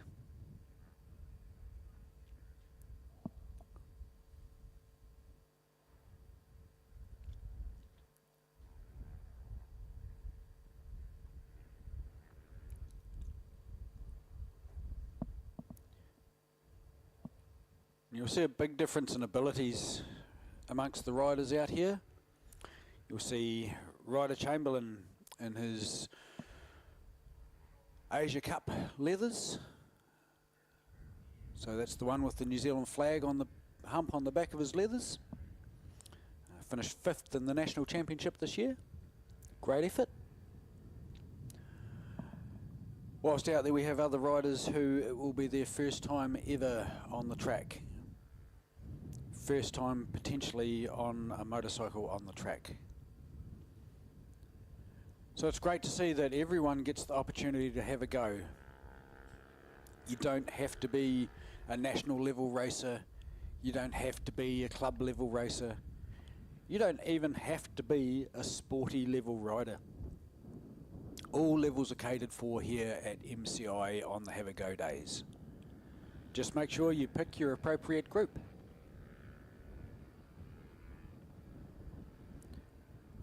Of course, you can always discuss with the club members or with the committee, which group should I be in? And remember, there's no shame in changing groups.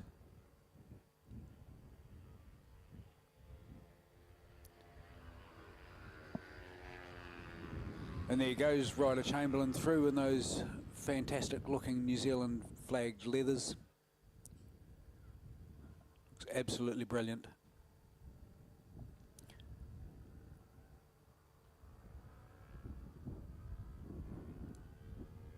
And if you get the opportunity just to watch his lines, you'll find he takes very clean flowing lines. He doesn't over brake.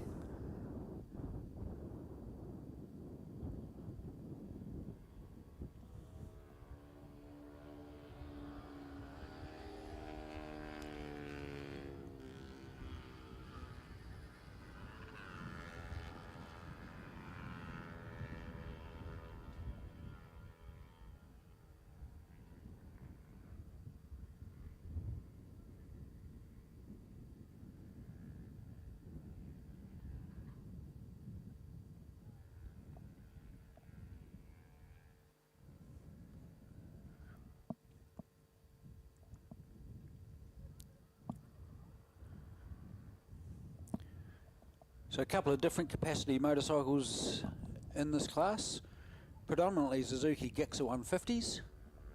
So the Gixxer 150 had a class of its own at a national championship level for several years. And it was about the cheapest entry level class that I've ever seen at national level racing. You could buy a fully kitted ready to race Gixxer with the leathers package, I believe for under $5,000, leathers, boots, gloves, helmet and bike all ready to ride. So that was amazing, amazing entry level way into racing for a lot of the younger competitors. Of course you can pick up a Ninja 250. Oh, and we have a bike down in the hairpin, bike down in the hairpin. And it is in a difficult position on the circuit.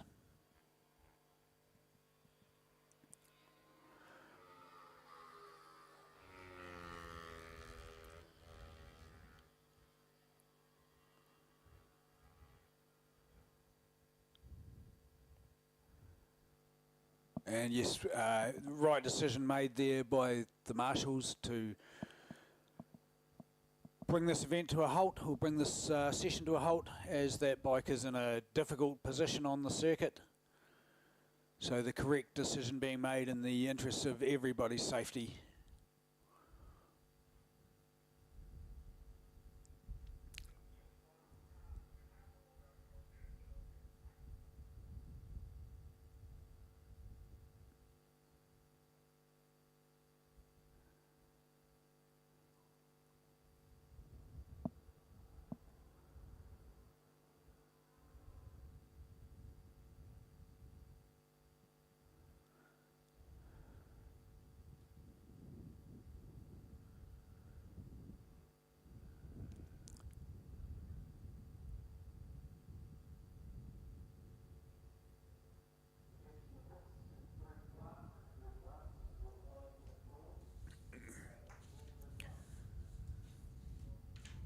So that does bring this session to an end, and we go back to the beginning with Group 1.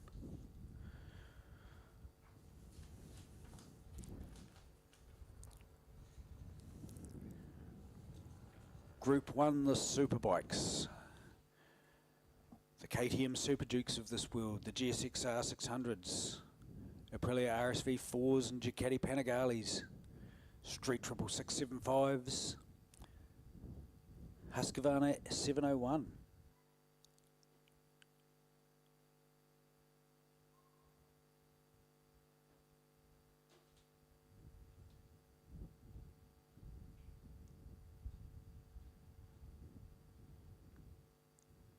Another Kawasaki H2.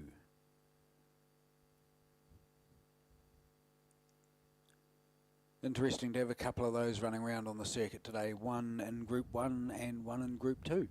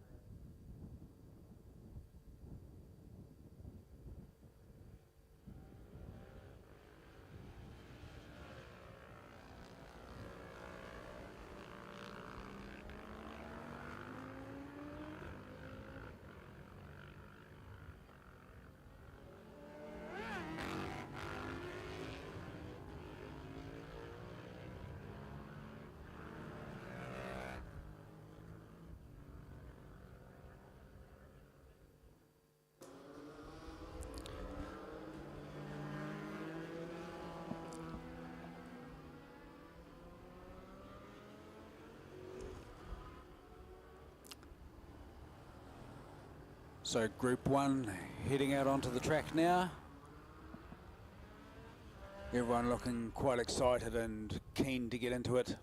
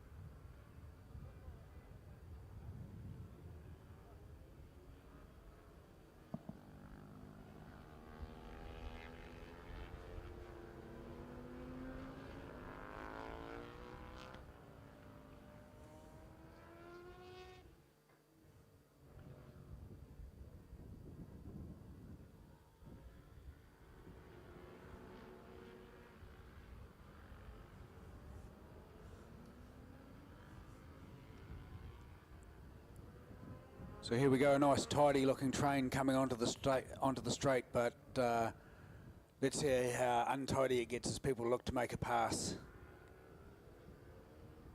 And here we go. Big passes down the outside.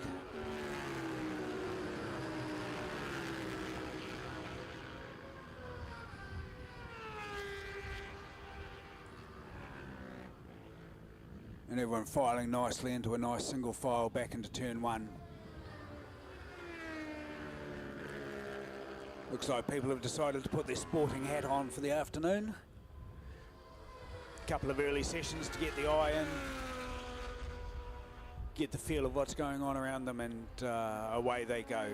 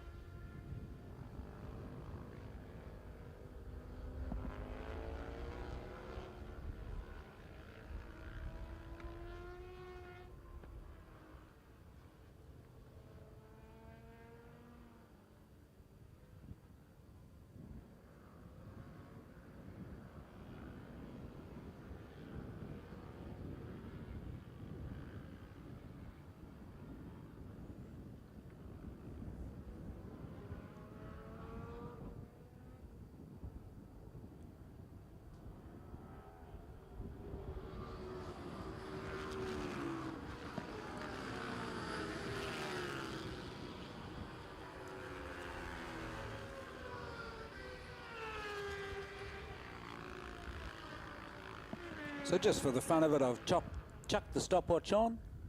I'm not going to say who I've chucked it on for, but I've certainly put the stopwatch on for this lap, and just for my own personal interest, I'll be interested to see what sort of lap time people are doing out there.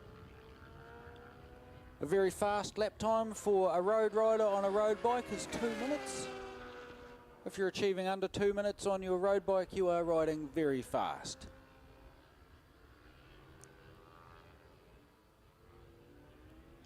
I will add that that is for a Superbike class road bike.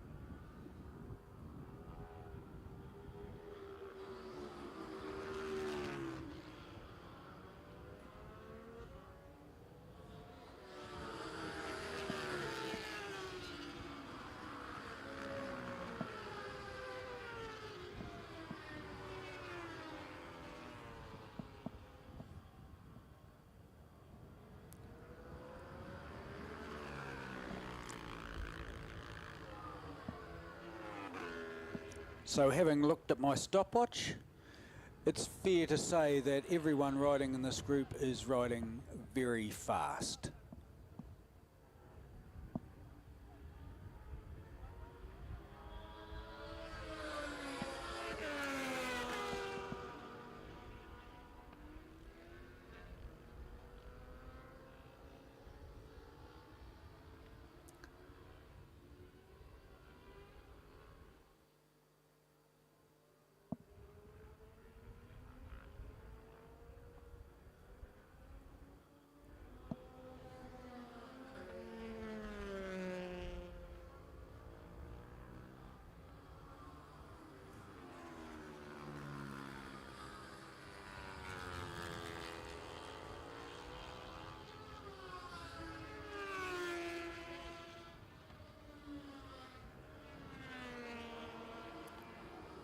So I'm wondering if out the front, if that's Andrew Ward on the KTM Super Duke.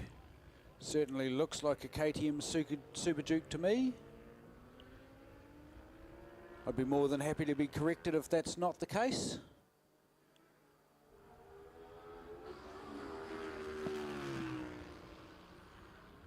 But certainly out there doing the business.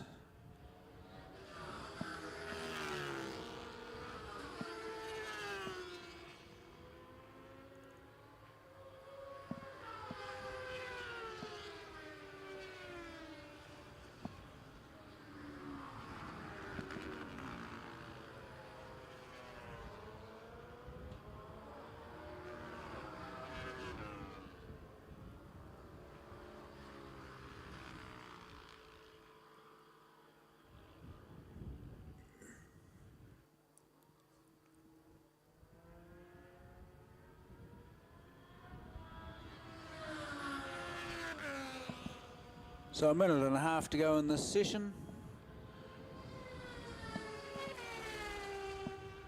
Everyone on their penultimate lap.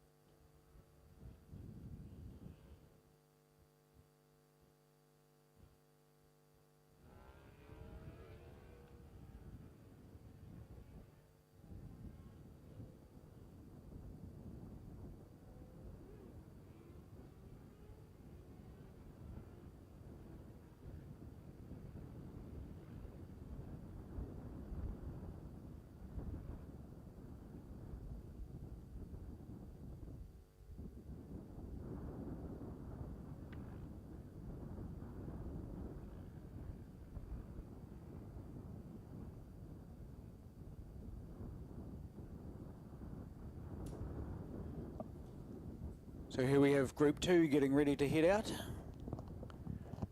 Group 2 for mid to big superbikes. Broad variety of bikes in here.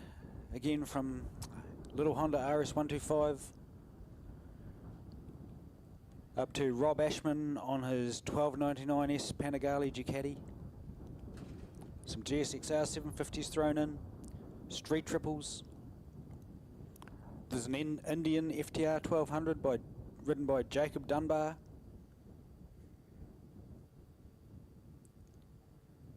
Ninja 300s, Aprilia RSV4 Tionos, a couple of them out there.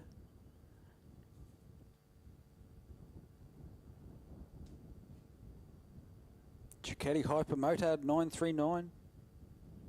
Yamaha R1.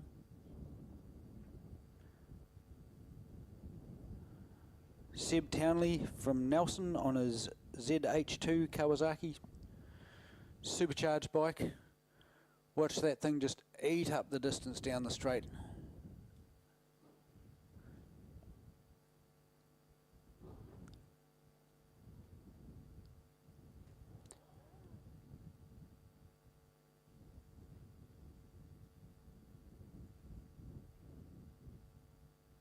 Great selection of bikes out there. Just about something from every manufacturer.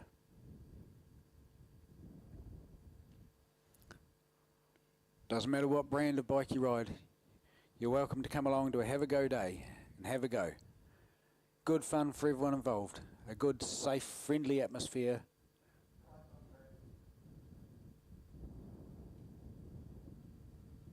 And here we go. 10-minute session starting for Group 2.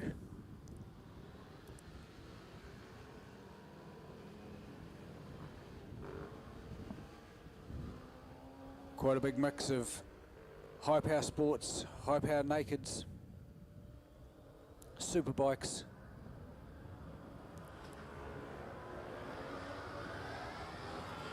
And a couple of extremely well ridden R3s thrown in just to keep everyone honest.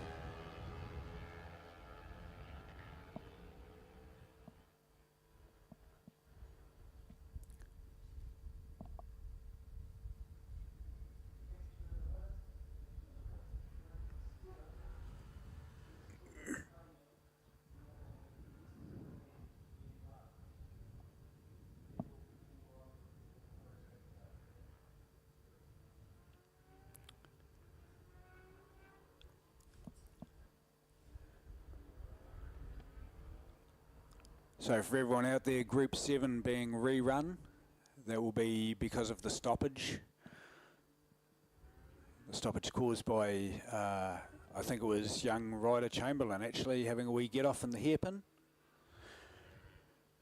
Ryder was pushing hard, he's been riding at the national championship level, and so today just out there trying new things, and they don't always pay off, but they're always worth trying.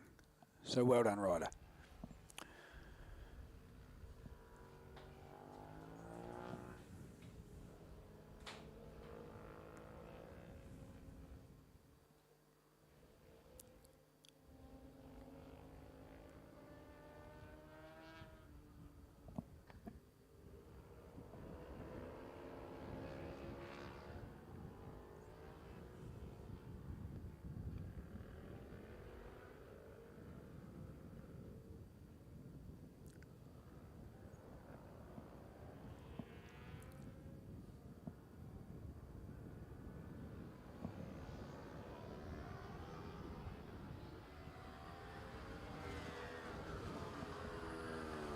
And here we go, the temperature of the blood started to come up for Class 2. The boys are getting on the throttle. Boys and girls, I should say, getting on the throttle.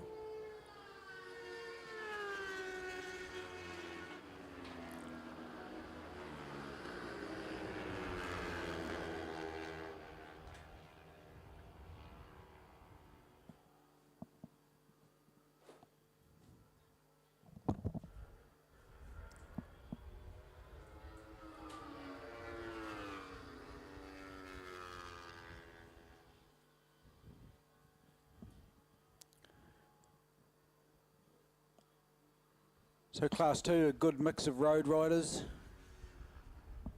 all reasonably experienced on the road, reasonably experienced at track days.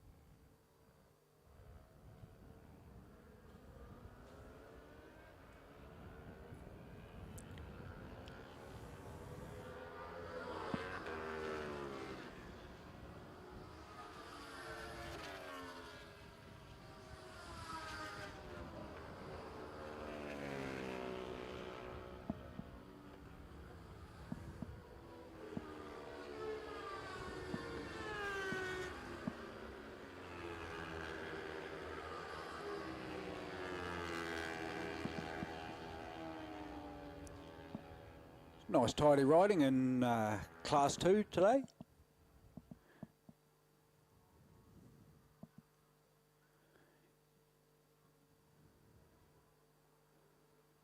A couple of the riders starting to up their pace a little bit, feeling a little bit more comfortable with the circuit conditions themselves, their bike and the day.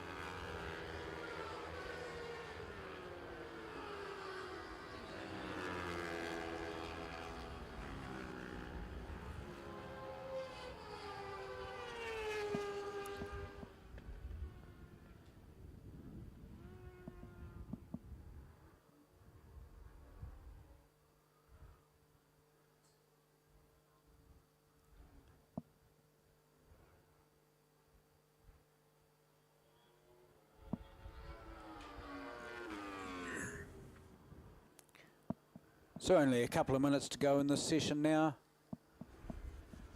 as the faster riders work their way around towards the Christchurch Carousel corner.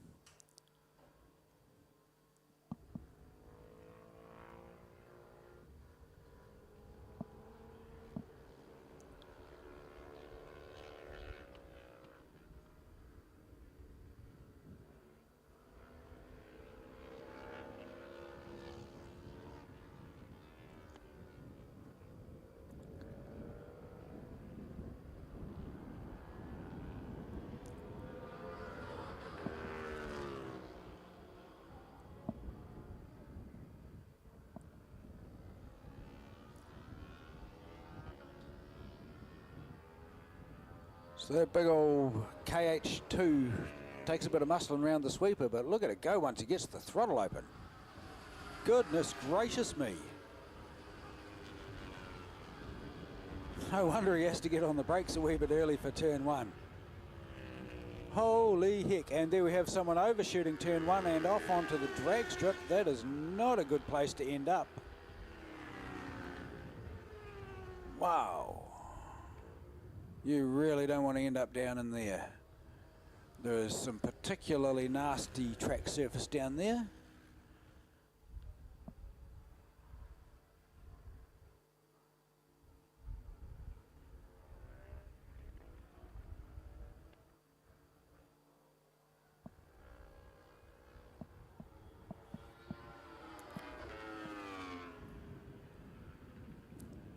Still, the rider's managed to stop the bike and maintain it upright, so kudos to that rider.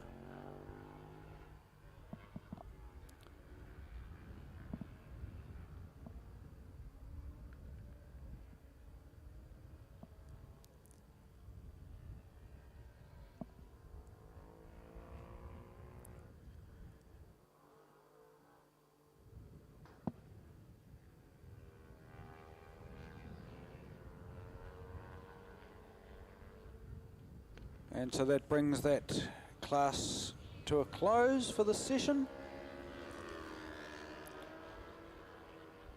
Now we will have Group 7 come back out for the remainder of their session. So that is the training class or the juniors.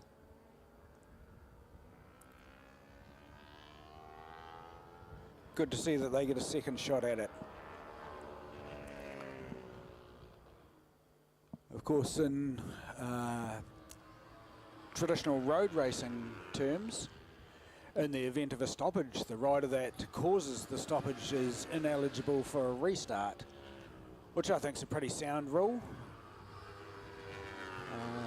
However, in this case, given that we're just having a go, and everyone is entitled to have their go, I expect that rider's dad will have his bike prepped, ready, checked, and rider will have gone to the first aid tent and been cleared and had his gear checked by the officials and be ready to go out again. And just coming across the line there, we have Daniel Clark on his 93,000 kilometre old CBR 500. Amazing. And that bike still runs like clockwork.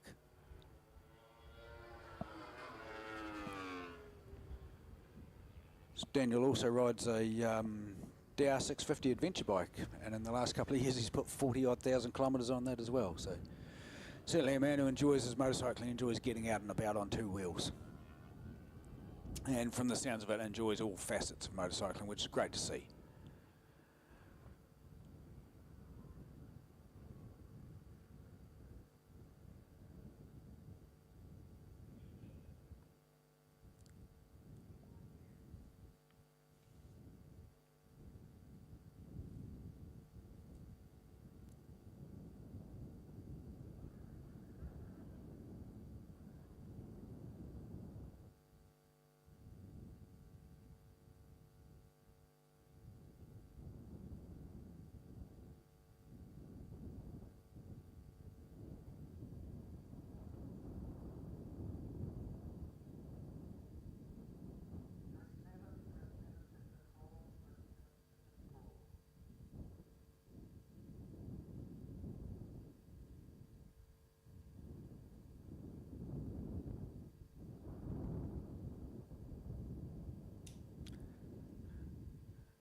So here we have the young guns, the juniors, those undergoing junior training, the future of our sport. Lining up for their turn.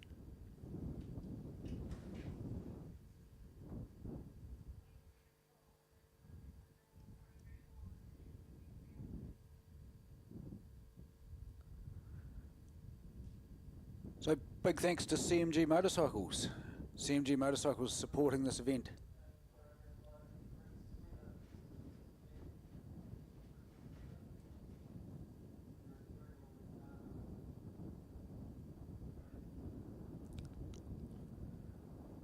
So we have Group 7 up now. Group 7 ready to go. Group 3 will be after Group 7.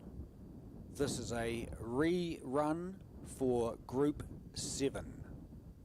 Rerun for Group 7.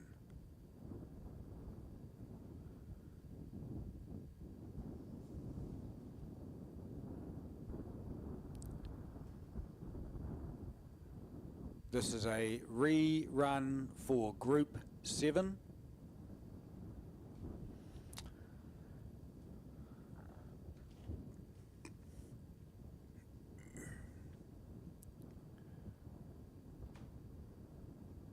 So there's rider bike number 52 up and about and ready to go again.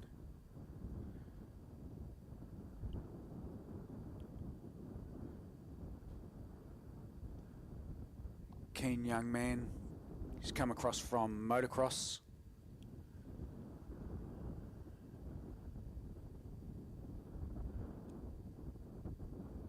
Certainly a name to watch out for in the future of road racing.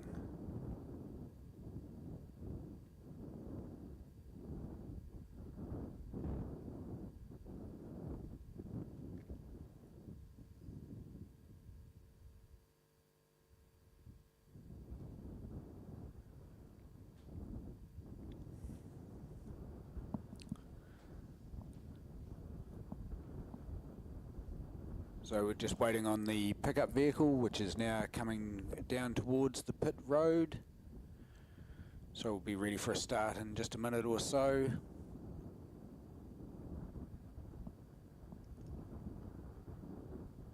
Time for 4 or 5 laps for these young trainers.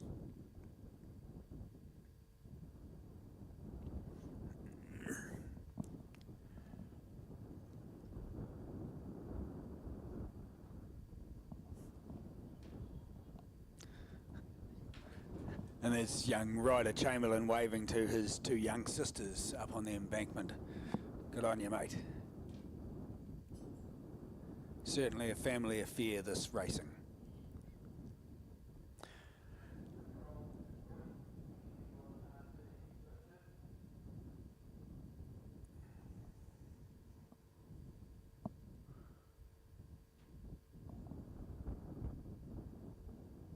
So waiting on track clearance.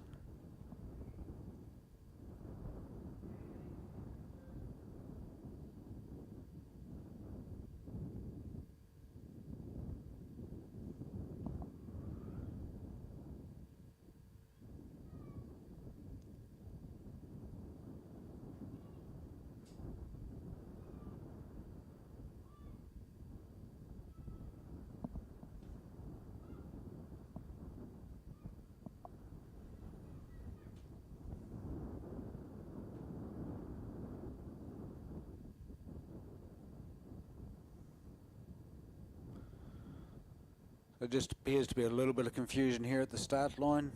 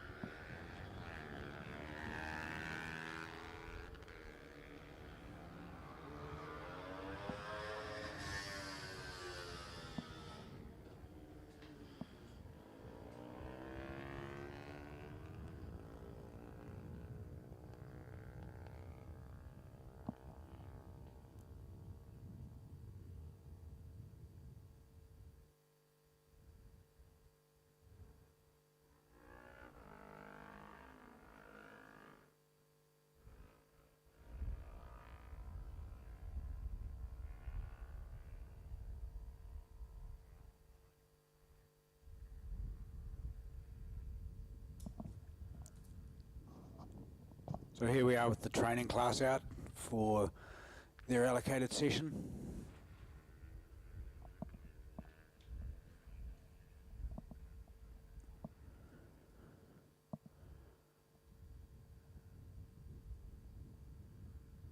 in smaller numbers as the day goes on.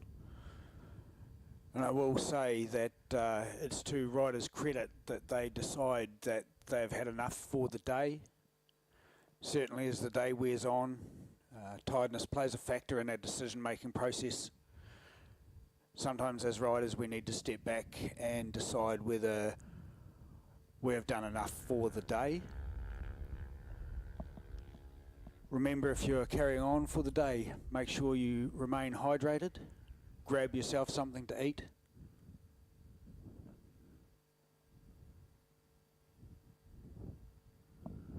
It's important to stay hydrated and fueled up. Just as important for you as your bike.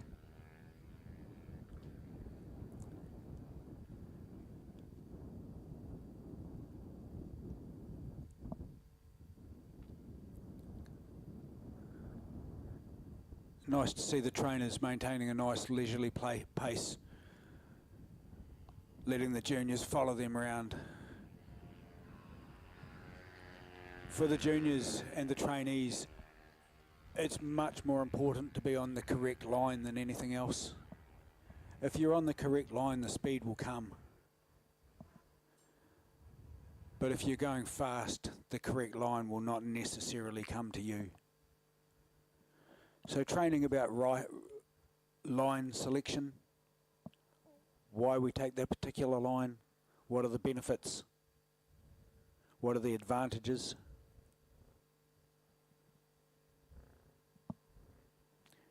As I'm sure everyone has found out who's done a lap today, a lap or more, the circuit is quite technical.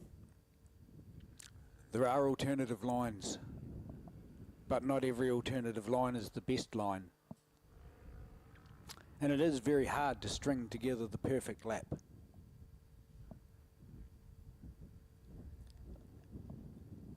In fact, in all the years I've been at racetracks, I don't think I've ever heard a rider tell me that they have strung together the perfect lap.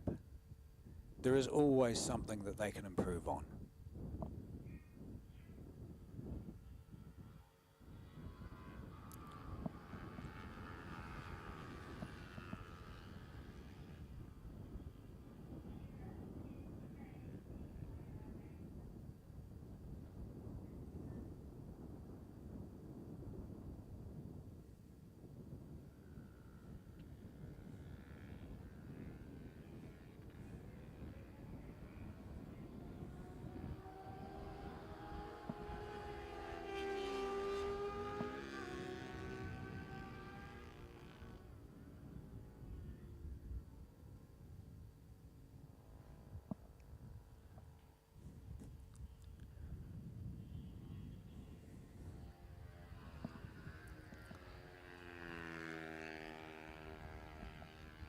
Great experience out there for these young riders.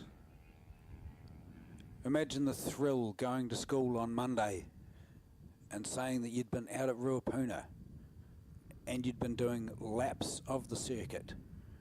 Laps where your heroes had raced and won. The superstars of the future out there training today.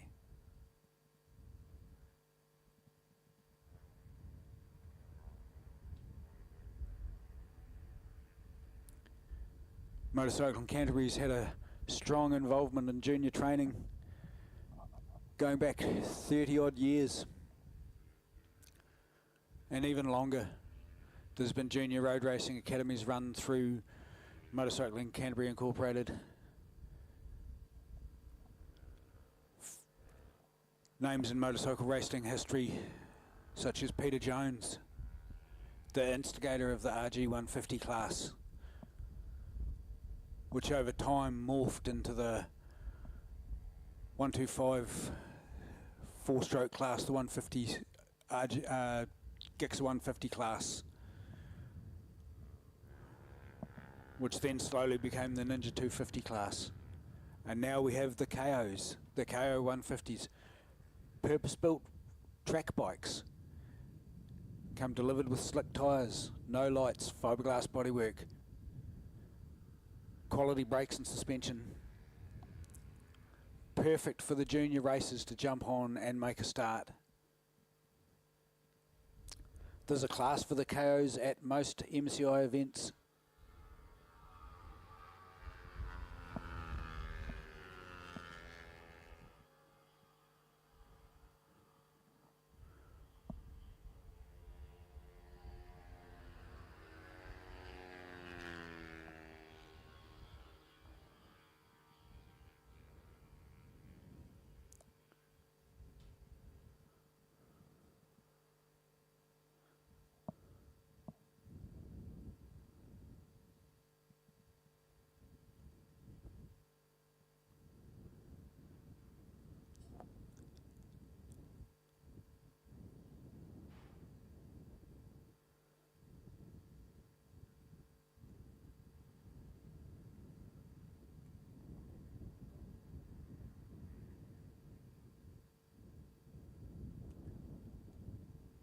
And I'm just seeing a few spits of rain hitting the window from my commentary position.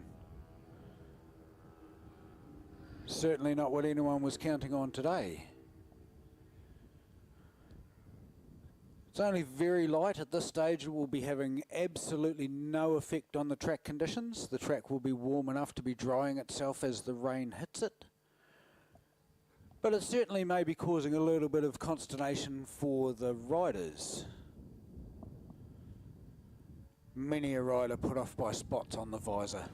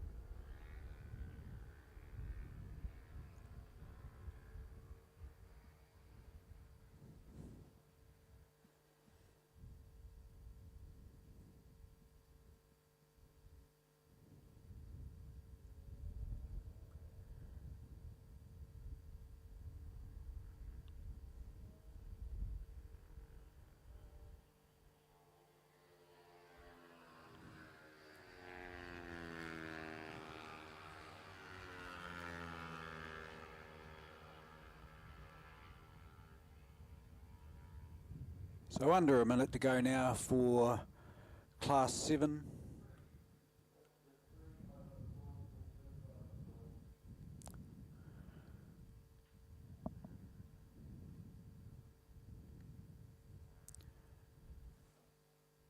And congratulations to the riders in Class 7, the juniors coming out and having a crack, showing that the track is available for all levels of rider.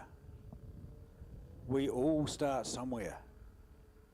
And to be able to start the juniors in a safe environment like this is absolutely amazing, and a credit to MCI and its organisers. Congratulations to everyone involved. Congratulations to the junior riders for coming out and having the courage to ride around in front of your peers, in front of your admirers.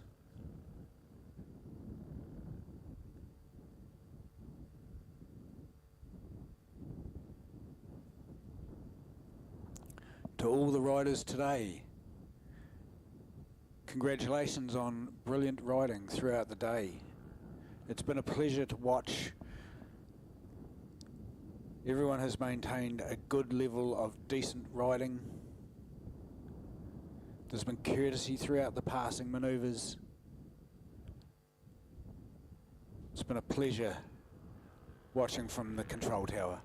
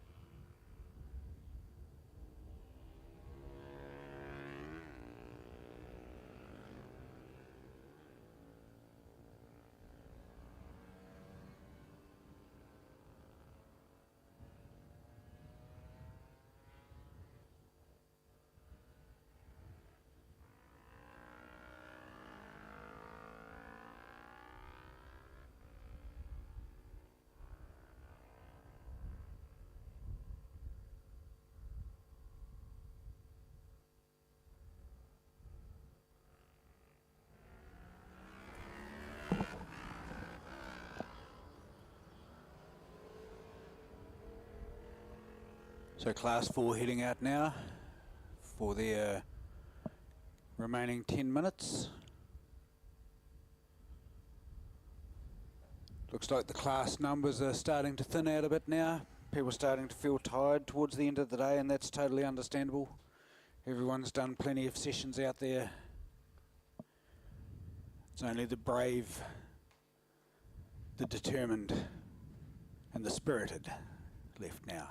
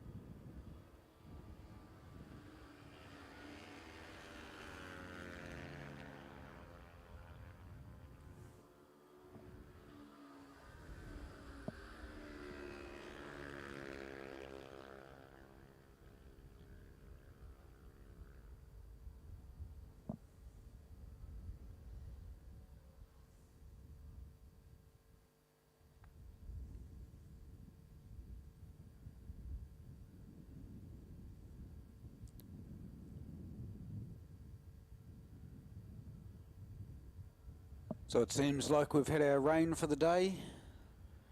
Looks like it's blown away without coming to anything, so that's good news for everybody. And the wind's just turning around slightly, becoming more straight up and down the straight rather than a side wind.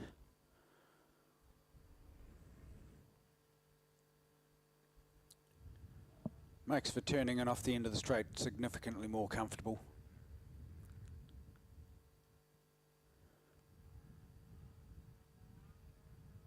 Once again, it's nice watching respectful and clean passing manoeuvres. The faster or more experienced riders making way for the lesser experienced riders on the track, making sure everyone has room to feel safe and comfortable. It is a reasonably wide circuit here. There are multiple lines, so there is no excuse for chopping anyone up on this circuit. Certainly not in an event like this. Overall, I will say that the standard of riding has been exemplary. One or two minor mishaps, but no serious carnage.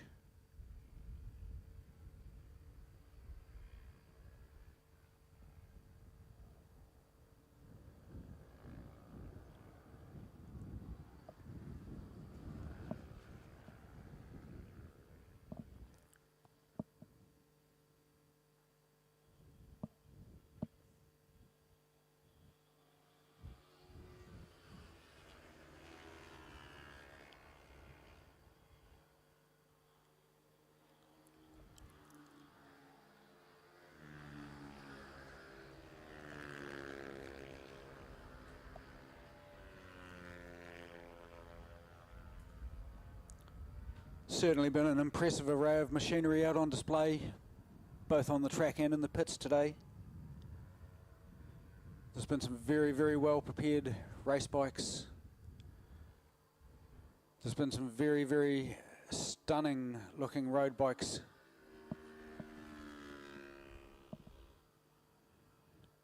It's been great to hear stories as I've walked around the pits of how much fun everyone's having. How they've enjoyed dicing with their mates.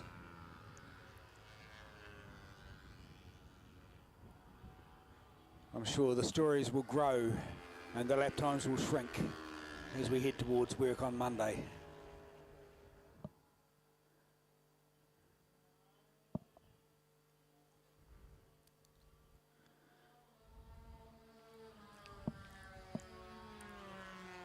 Up, and we have a bike down on the exit of Christchurch Casino Carousel.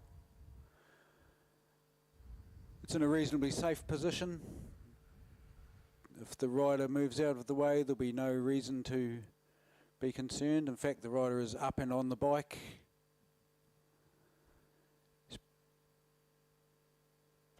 Just parked it on the side of the track there and moving out of the way.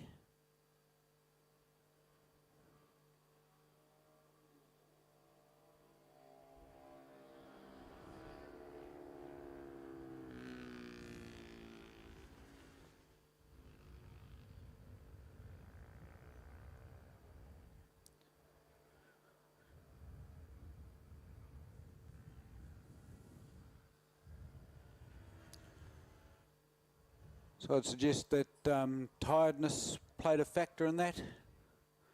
And I think it's something that all riders should be aware of as we head towards the later part of the day, is the need to have consumed some food and plenty of liquids to stay hydrated and fed. It's very easy to make a mistake when you're tired.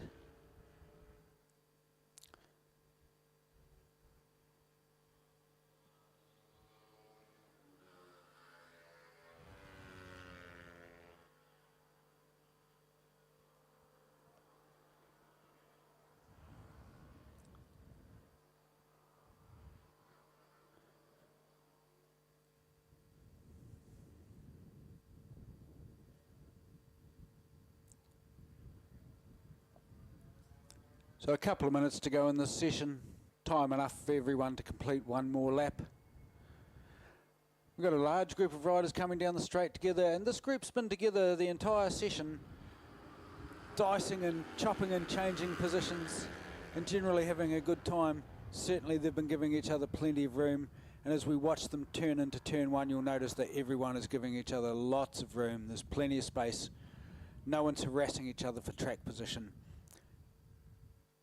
Everyone forms a nice orderly line, funnels into turn one, turn two together, and off they go. A great display of sportsman style riding. Certainly no need to be chopping and changing under the brakes.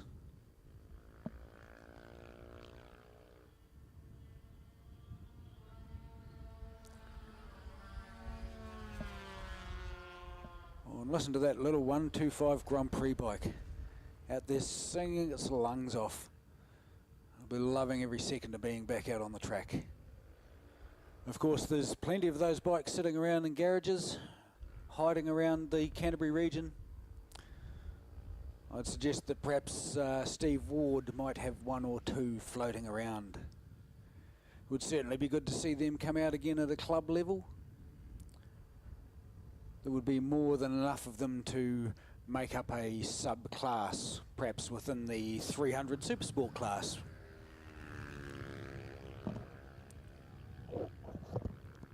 Of course, they're also eligible now, the vast majority of them, for post-classic racing in pre-95 or pre-89. So perhaps we see them at some other events.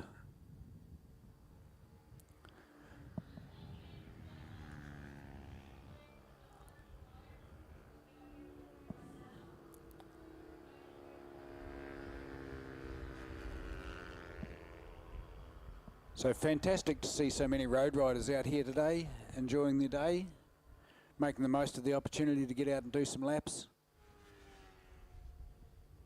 I hope you're all enjoying yourselves and making the most of the day. Certainly seeking a little bit of advice from some of the